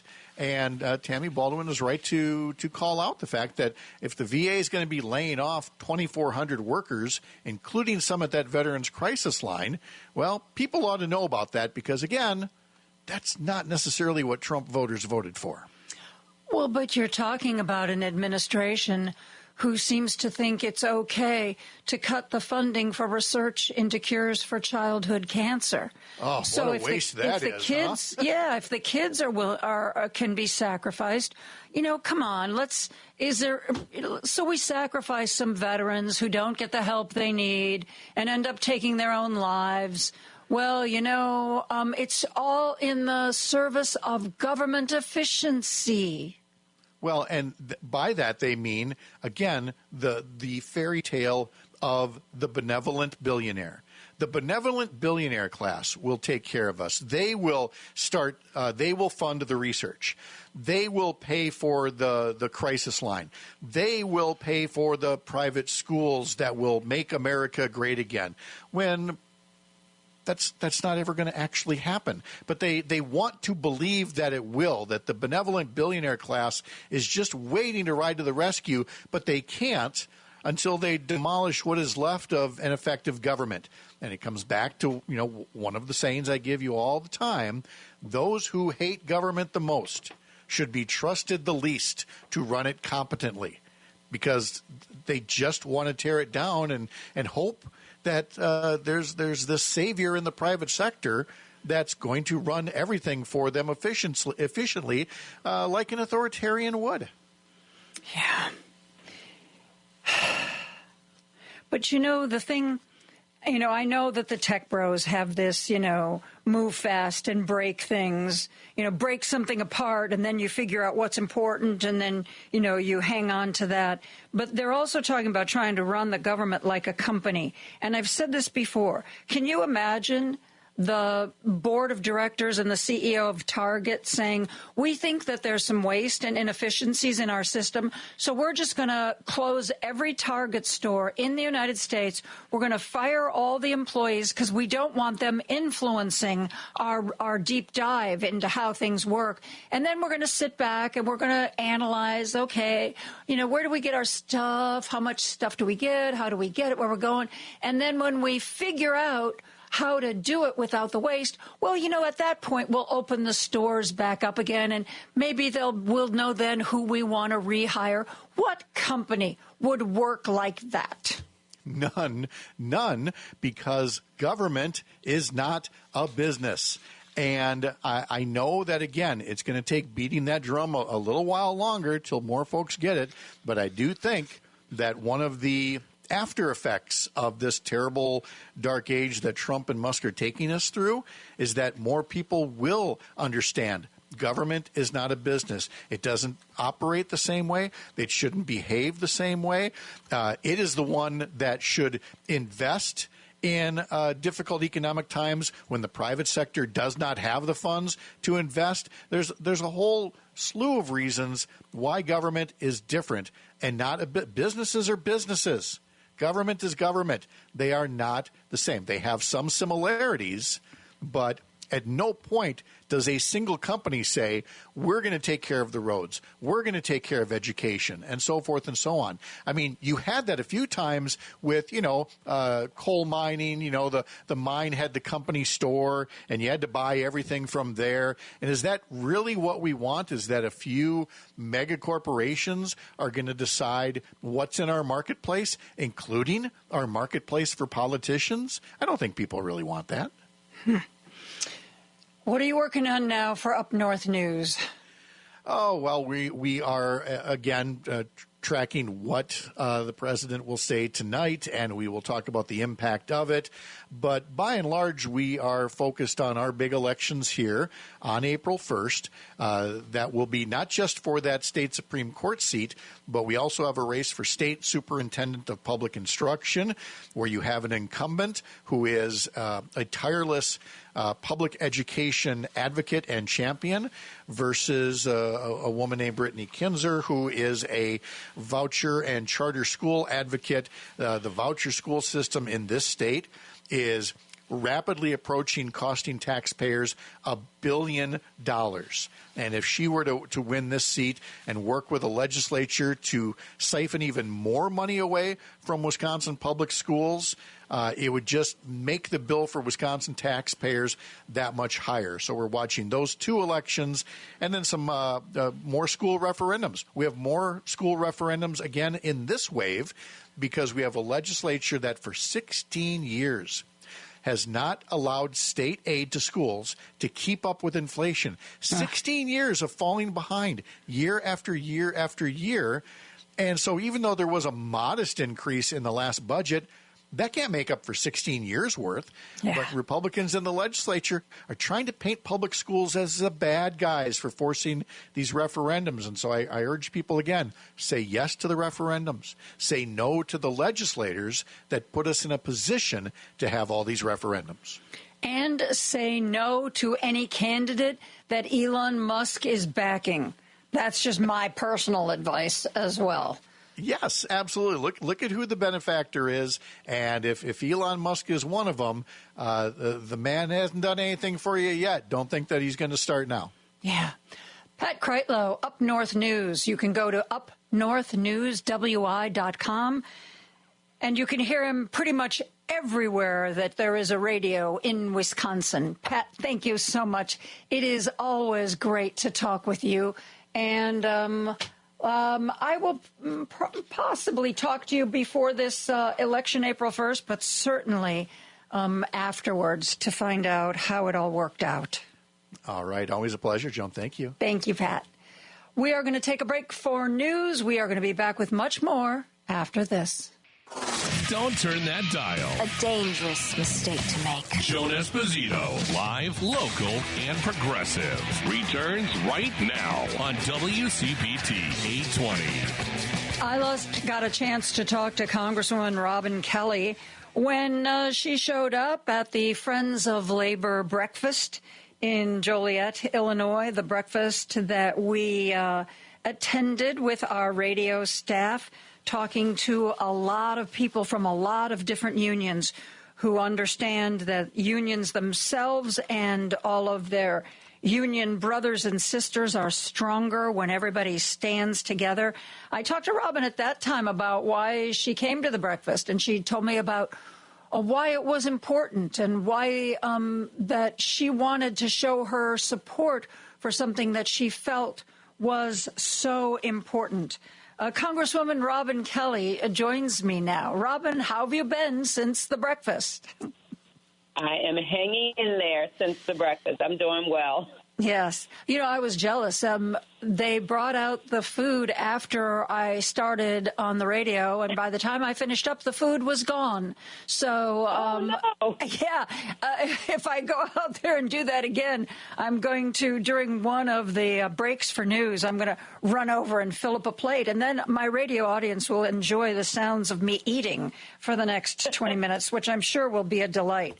Hey, I wanted to talk to you about Trump speaking to Congress tonight. Mike Quigley, I don't know if you noticed, put out something this afternoon about saying, you know what, he's not going to attend with this pause of all the aid to Ukraine, the way Zelensky was treated. He just doesn't want to be there. What are your thoughts on that?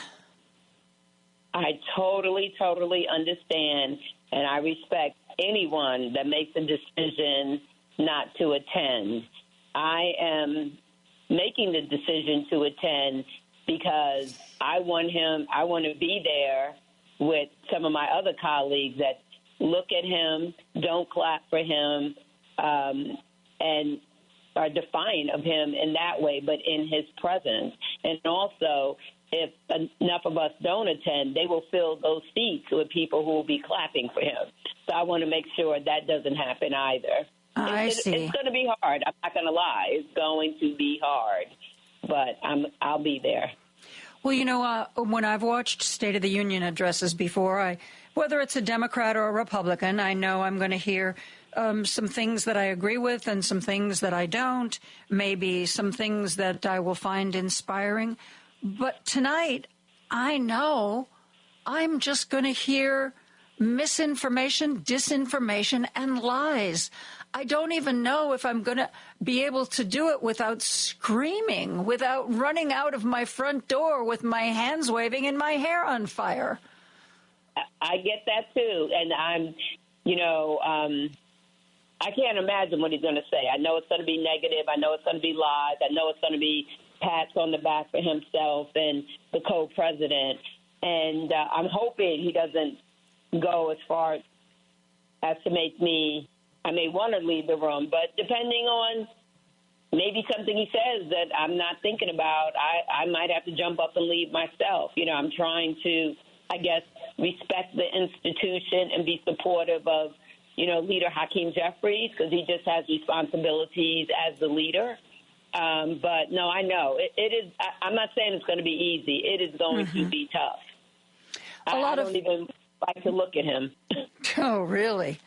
A lot of people who listen to this radio station have expressed the opinion that they really want Democratic leaders to be out there, to be vocal, you know, to be fighting. You know, like Jonathan Jackson and Maxine Waters went over to the HUD building. Maxwell Frost went over to the Treasury building. You know, Chris Murphy has been screaming loud and long. What do you think is the most effective way to keep Democrats relevant and to oppose and slow down what you can with what Trump's doing? You know, I think we have to do all of it.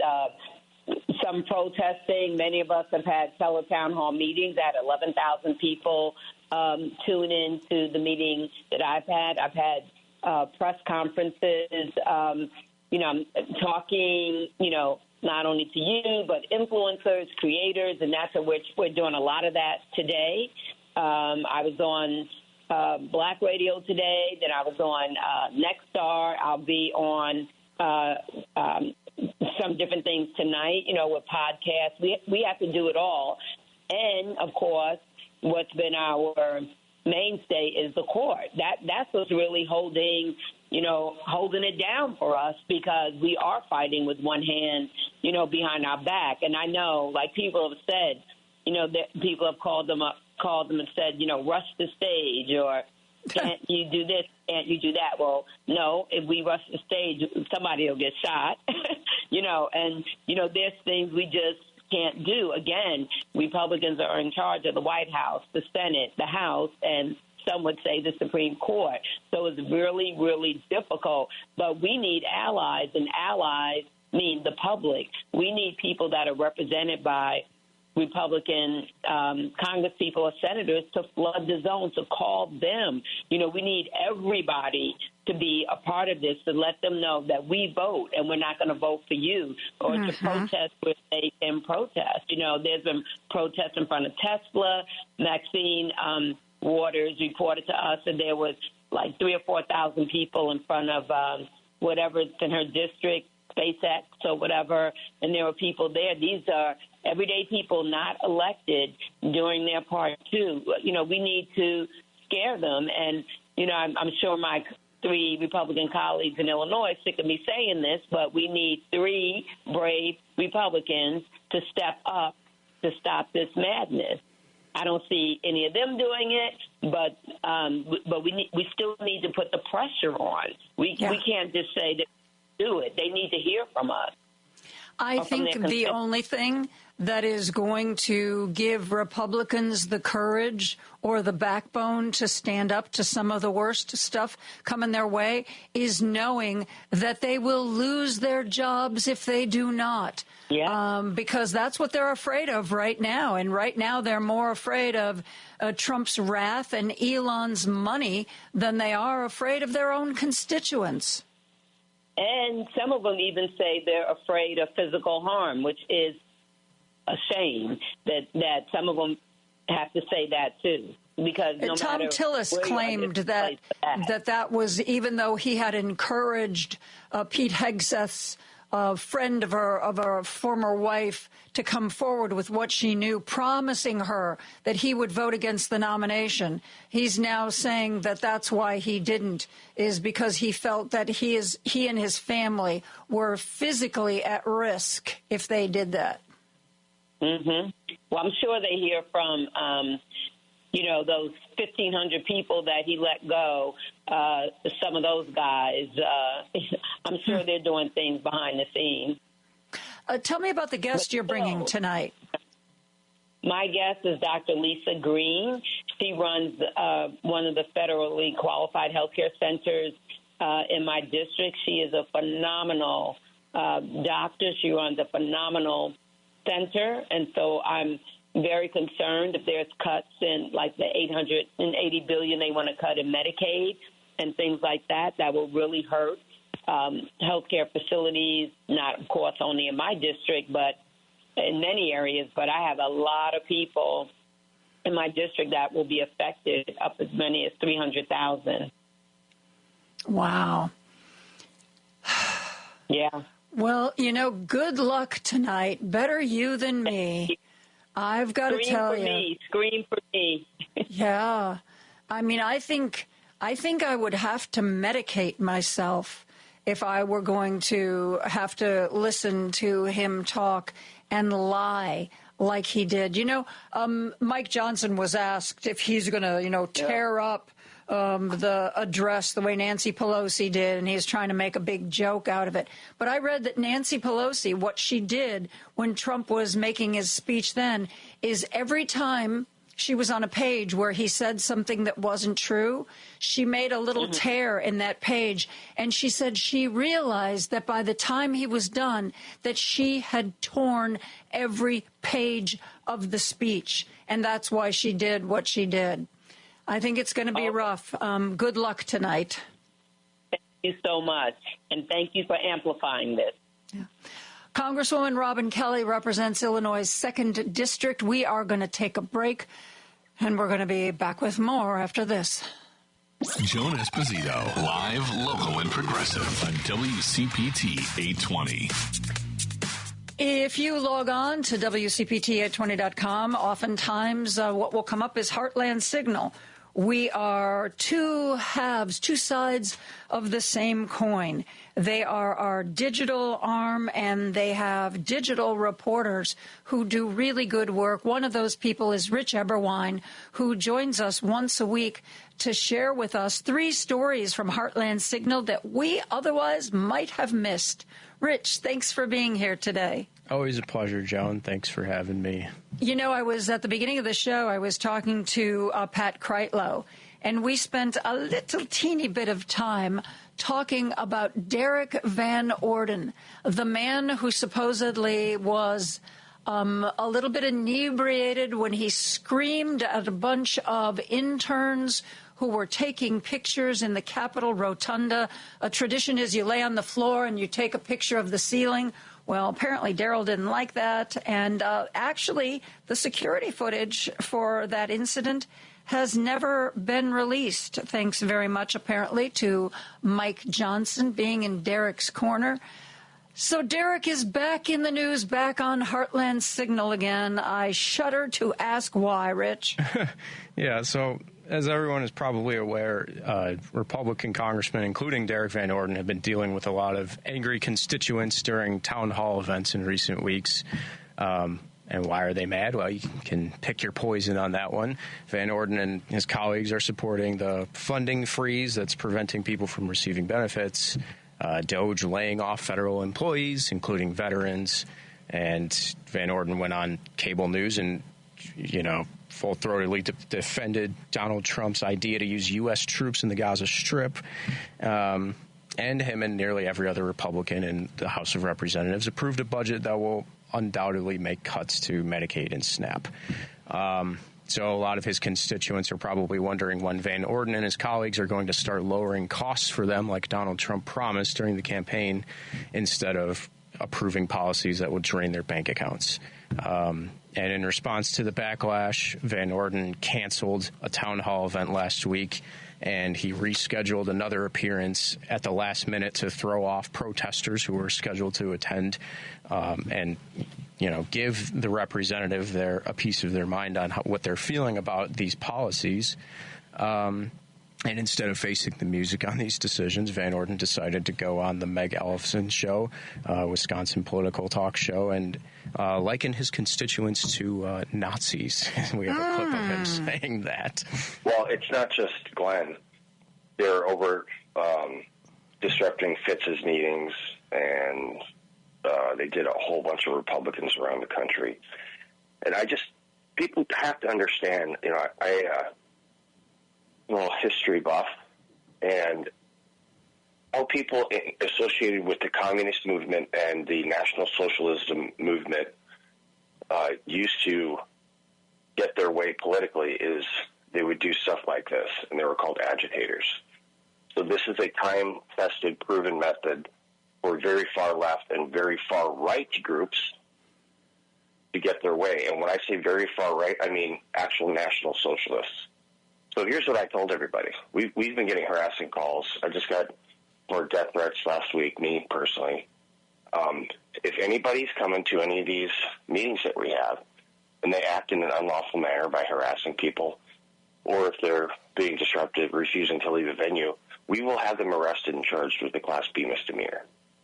I'm not going to put up with these agitators showing disrespect and acting in an unlawful manner to their fellow Wisconsinites or my staff, period.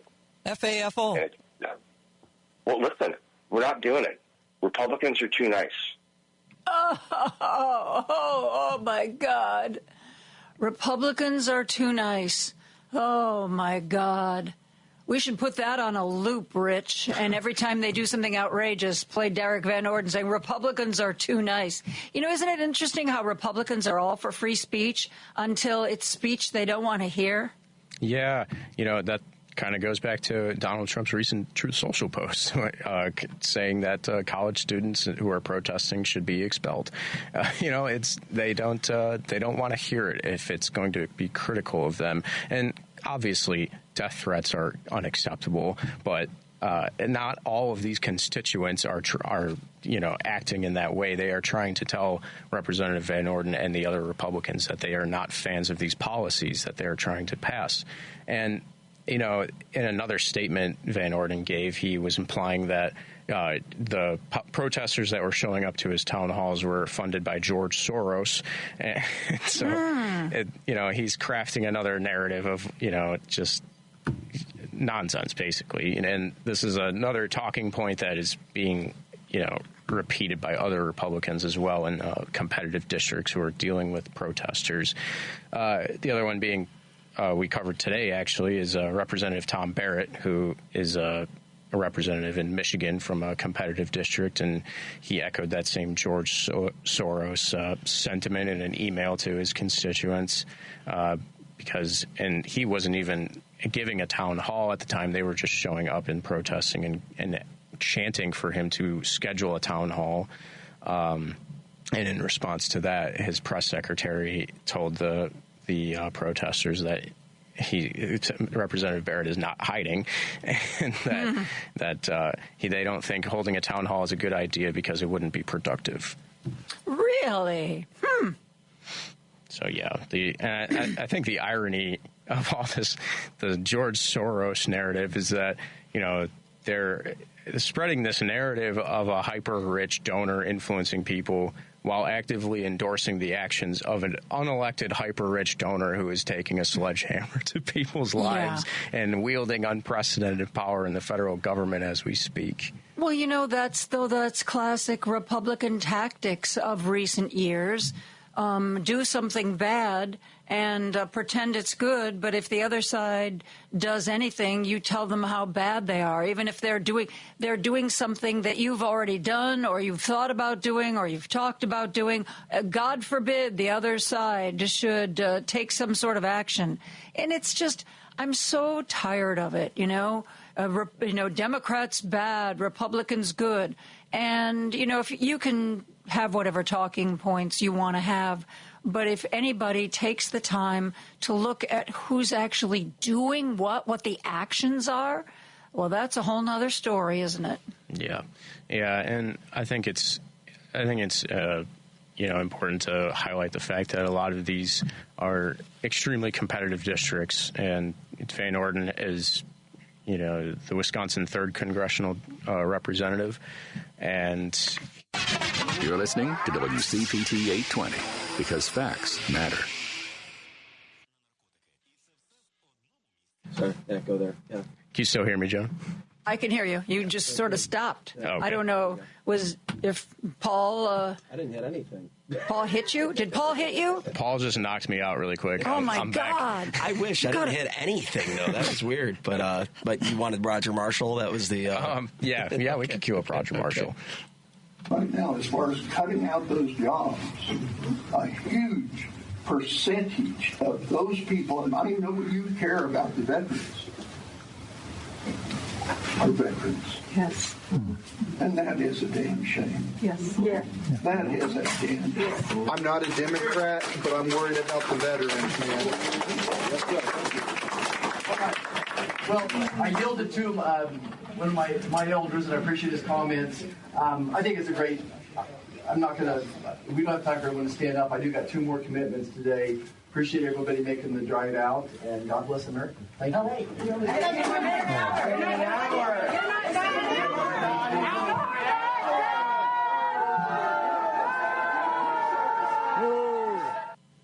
So that was a clip of Kansas Senator Roger Marshall over the weekend that Heartland Signal put up on Twitter that went viral, and that was, just highlighting the fact that even in non-competitive districts like Kansas, where a U.S. senator like that is not under serious threat next year when his term is up, but nonetheless, constituents, and as you heard, one of them said that he was a Republican, are voicing their displeasure with this stuff. Hey, I'm concerned about veterans, and sorry, we're out of time. Thank you. I got other places to be. I mean, Marshall virtually ran out of the room in this clip. It's kind of insane. So, it's just highlighting the gross hypocrisy and just unaccountability that they're taking. Yeah. And I love this new tack that it's not really their voters, it's not their constituents, it's all these paid protesters. And you know who knows about paying people to show up at a rally? That would be Donald Trump when it was reporters who stuck around and talked to some of the people who were leaving. They thought it was really interesting that a lot of Trump's rallies, they'd hit a certain point in the clock, and all these people would be getting up and heading to the exits. And the reporters talked to those people, and they said they were hired to be there, and they had to be there for a certain number of minutes for their Venmo payment to clear. And that's why they all got up at the same time, because they were checking their phone, and as soon as the Venmo arrived, they didn't have to be there anymore, and suddenly they were getting up and walking out. So, let's not pretend that Republicans are strangers to hiring people to show up at political events. But I find it hard to believe that they are as oblivious to all of this protest as they claim to be, Rich, because they know, especially if they're in Congress and not a senator, they are up for a re-election every 2 years. And they're going to have to decide who it's more dangerous to make angry, the people who are voting for them or the people like Elon Musk and Donald Trump who are going to yell at them and say bad things. They're going to have to make some decisions. Absolutely. And the NRCC chairman, Richard Hudson, this morning there was a report saying that he was telling the rest of the congressional Republicans to avoid town halls altogether. Their strategy is basically to avoid accountability, gaslight the public, compare them to Nazis, apparently, and just hope everyone forgets about this before the midterms. Well, Rich, thank you for bringing us these Heartland Signal stories. Really appreciate your work. Absolutely, Joan. I'll talk to you next time. Okay. We're going to take a break. We're going to be back with more after this. Don't turn that dial. A dangerous mistake to make. Joan Esposito, live, local, and progressive, returns right now on WCPT 820. Joining us now is Congressman Brad Schneider, who represents the 10th District in Illinois and who will be in the gallery with Congresswoman Robin Kelly tonight as Donald Trump makes his address to both chambers. Congressman Schneider, thank you so much for being here. Thanks for having me, Joan. I asked Robin Kelly this. What do you think is the most effective way for you and other Democrats to be right now? Should you be out on the streets in front of some of the buildings trying to get in, like Jonathan Jackson and Maxwell Frost, taking to social media on a regular basis, as we've seen some of the younger Congress people do, trying to get on the Sunday shows or Fox Cable? What What is the best strategy? What is the strategy you are employing now? Great question. The short answer is we have to do all of those things. The key piece of that is, and I'll speak to House Democrats. We have 215 Democrats in the House, and some are really good at doing the social media, and they're doing that. Some of us do social media, and we're doing direct-to-camera videos, posting our working committees and on the speeches on the floor, et cetera. And that's 215 Democrats in the House.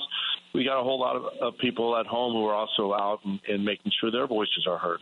What I've been telling people is we have to hold on to three things. Number one is we have to keep our faith in what it means to be America, our vision for our country and for our future, the ideals established in our Declaration of Independence and our Constitution, and our belief that we are a country that takes care of our neighbors. The second thing is we have to be resolutely defiant. No matter what comes at us, we have to remain standing tall and standing proud, and we have to persevere. President Trump has a strategy, and those around him, of flooding the zone, trying to throw as many awful things at us at one time. We can't let it knock us down, or when we do get knocked down, we have to get back up right away and fight today, fight tomorrow, fight every day for the values that we care about, the people who are depending on us.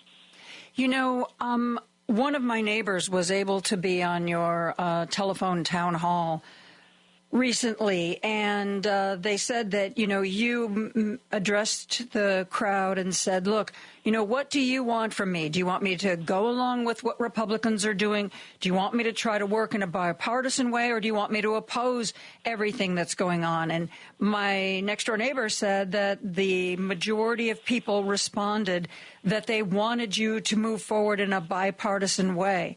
But, Brad, is that even possible? If the other side doesn't want to play with you, if the other side doesn't want to talk to you, is that even possible?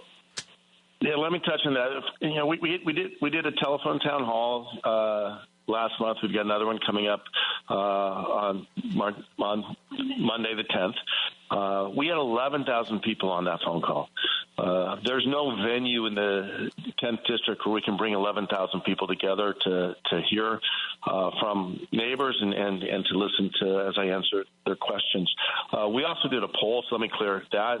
And we asked the folks who were on the call is, do they want Congress to work in a bipartisan way? Do they think Congress should work in a hyperpartisan way, or they don't know? And the majority said they want to see a Congress that works on their behalf in a bipartisan way. But to your question, that's not possible right now.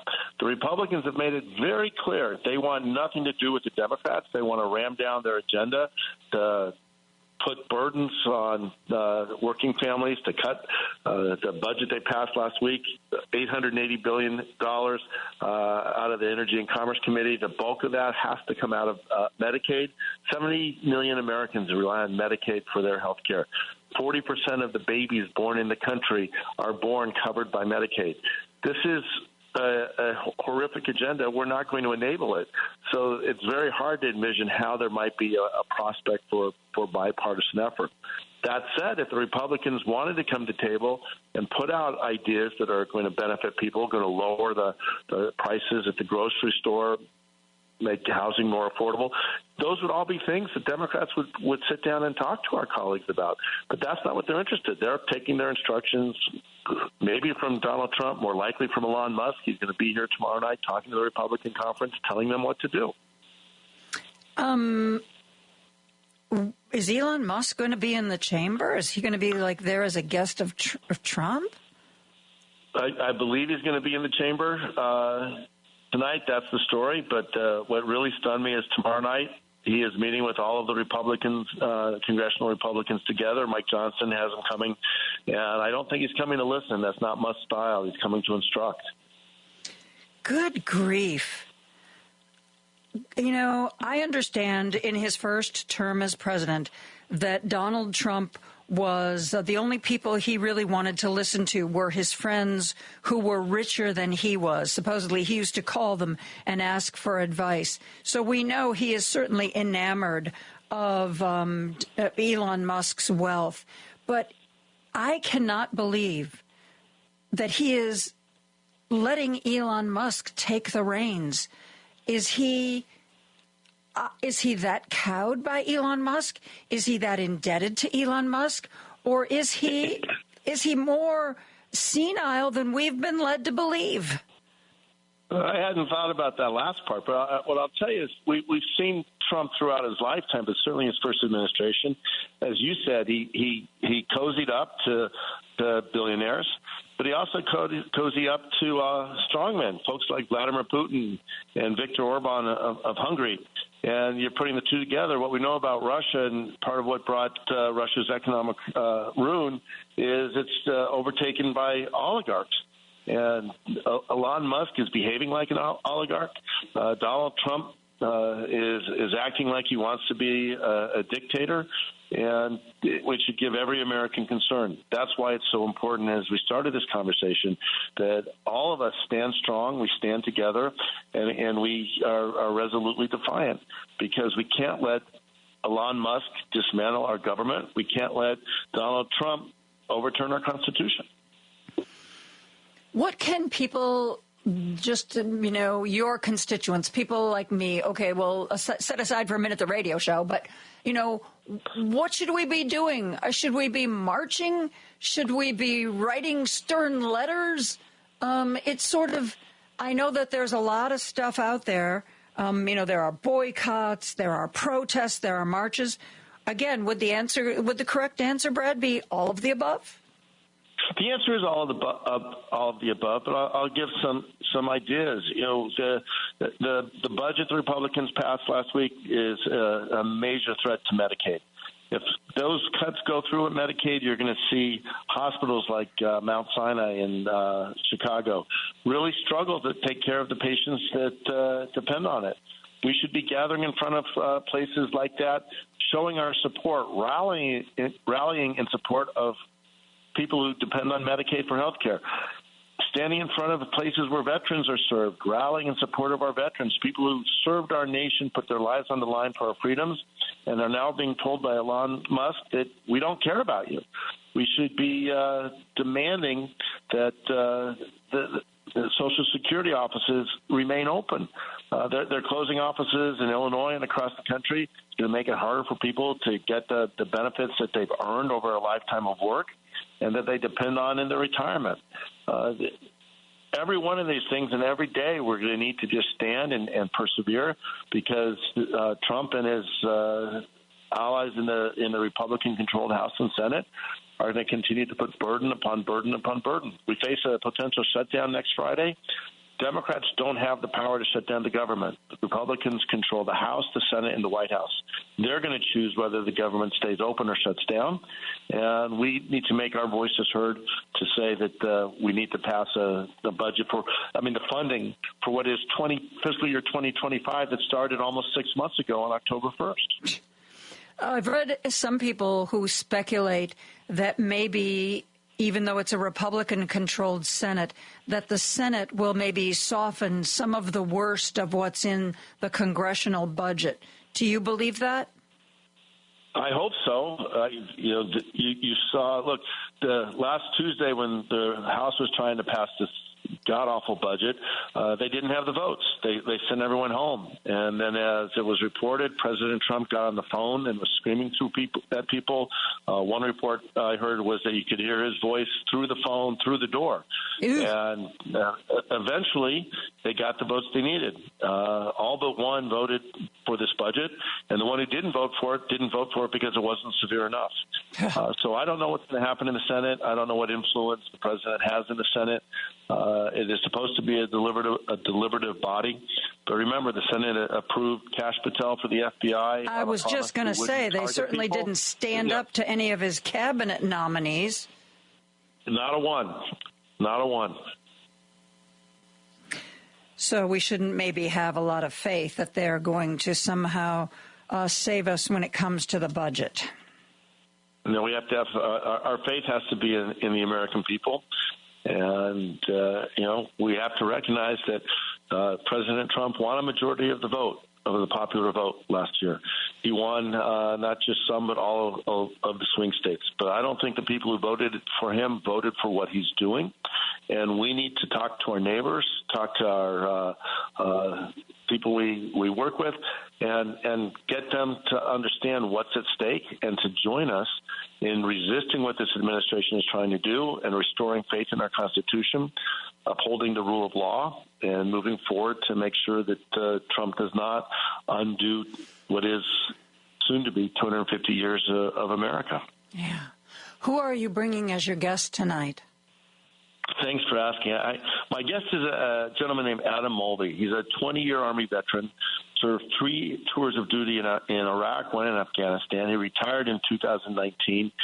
He's a emergency management specialist. His role is preparing for scenarios like hurricanes, or in Illinois, he now works at Level Hospital, tornadoes, and God forbid, active shooter. But situations that are going to need an immediate and quick response, and making sure that the 35,000 veterans at Level are protected, 40,000 Navy recruits that come through Level on their way to basic training, all of the people on Naval Station Great Lakes and their families are taken care of in times of emergency.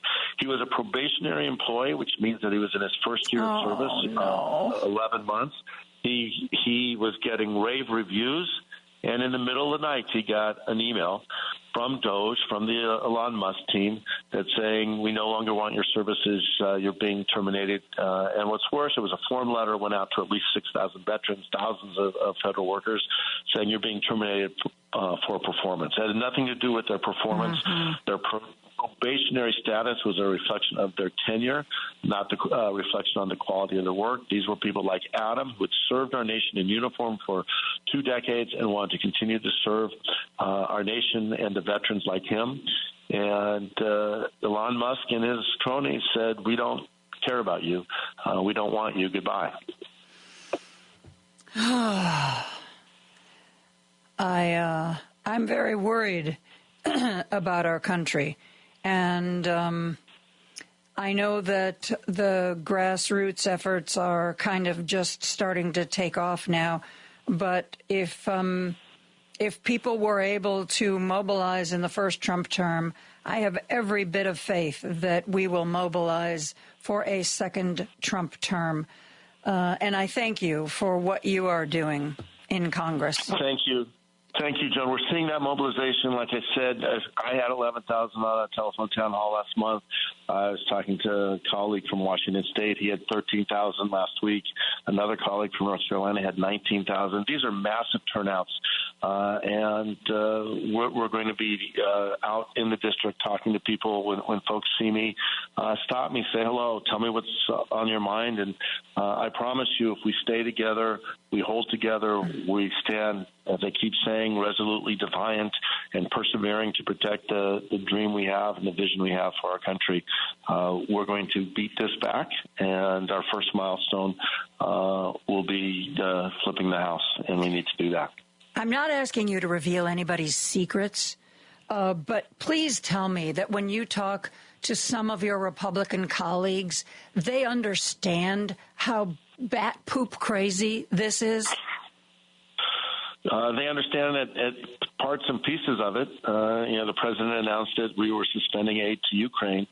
I'll be wearing a blue and yellow tie tonight to show my support for the people in Ukraine who are fighting for their independence. They are a relatively young 30-year-old democracy that was invaded by Russia, first in the Crimea in 2014, then again 3 years ago when Russia invaded in eastern Ukraine. And they are fighting against a totalitarian regime who doesn't respect the rule of law, the sovereignty and boundaries of another nation. We should be resolutely with Ukraine, and sadly this president has sought to align us with a totalitarian autocrat in Vladimir Putin. Hopefully he changes on that. We'll see what he says, but we just need to stay strong. Thank you, Congressman Brad Schneider, and good luck tonight. Thank you. Thank you. We are going to take a break. We're going to wrap things up after this. Joan Esposito, live, local, and progressive on WCPT 820. Well, I can't tell you whether or not you should watch the State of the Union tonight. I really can't.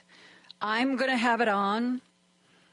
And I'm going to try to stick with the whole thing. I'm not sure I'm going to be able to do it, because if in his first term as president, according to the Washington Post, he told more than 30,000 lies, if the New York Times is already posting an article today saying this is what we think he's going to talk about, this is what we think he's going to say about it, and this is why you should know that it's wrong or it's misleading or it's a flat-out lie. He's going to give you these numbers. The numbers are wrong. He's going to say the United States has given more money to Ukraine than Europe. That is not true. I don't know. I'm going to give it a shot. I'm going to try. I make no promises that I will stick with it. And there may be alcohol involved on my part. So we'll see. Elissa Slotkin is going to be giving the rebuttal. Andy Miles reminded me earlier today that I spoke with Elissa Slotkin at the Democratic National Convention, and he pulled a clip of part of our conversation. Man, does it sound like she could see into the future. Paul, if you've got that clip, would you play it now? We know what he did when he was in office. He literally cozied up to Vladimir Putin. And let's just agree that if Trump won again, he'd just hand the keys to Ukraine over to Vladimir Putin. Like, there wouldn't be a debate about it. So he has a completely different isolationist policy that cozies up to our adversaries and alienates our friends. Gosh, turn the keys over to Putin. I'm sure you've seen the reporting that state-owned media in Russia is, perhaps gleeful is too strong a word, but they are saying, that they can now, anything the United States president says, they can air on state media in Russia because it is going to be in agreement with all the things we say and do. I'm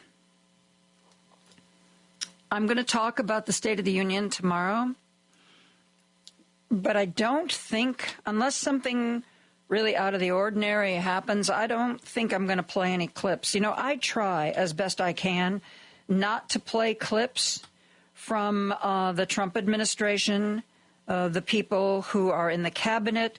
Heck, most of the time I don't even play clips from Republicans. We get that from Heartland Signal, but I figure even if they're saying something bad, I don't want to amplify it. I don't want to give them any of my air. So tomorrow's going to be interesting.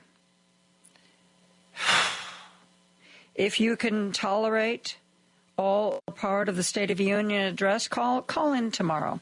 Or shoot me a text and let me know what you think about it. 773-763-9278.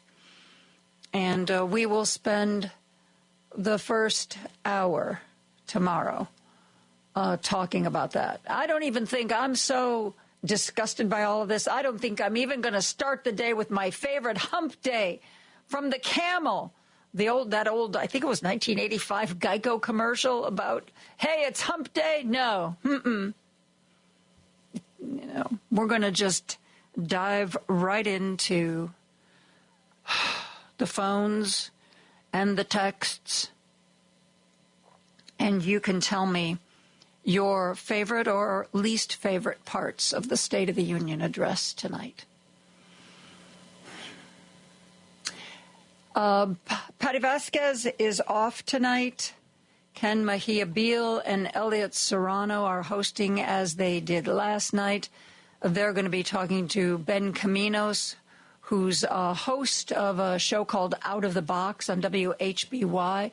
They're also going to be talking to the mayor of Lisle, Illinois. Mary Jo Mullen is going to be joining them.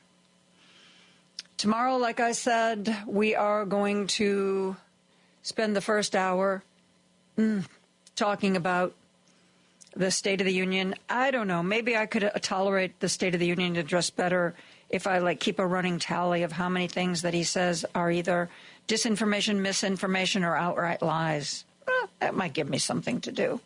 But I don't want to play anything from this guy. I don't want to give him any of our airtime. I really don't. And, one other thing that I'm going to be curious about, when he says some things that aren't true, how many times is he going to get applause or even a standing ovation from the Republicans in the Congress and the Senate? How many times are they willing to put their integrity aside to show their loyalty to Donald Trump? That might be another statistic we need to keep track of. Anyway, I think you should try to relax a little bit, find your happy place before the State of the Union. Maybe I'll just set a timer and see how many minutes that I could stand it before I started to make whimpering noises that eventually expand into screaming noises, and then I have to, or Ray shuts it off to keep me from imploding. We'll see. 600 some days, little over 600 days till we get to the midterm elections. We can do this. We have no choice. It's not being brave. It's just surviving. Just keep moving. We're all going to just keep moving. We're going to put one foot in front of the other, and we're going to keep moving till we get to the end. Thanks for joining me today. Try to have a good evening tonight, and good night.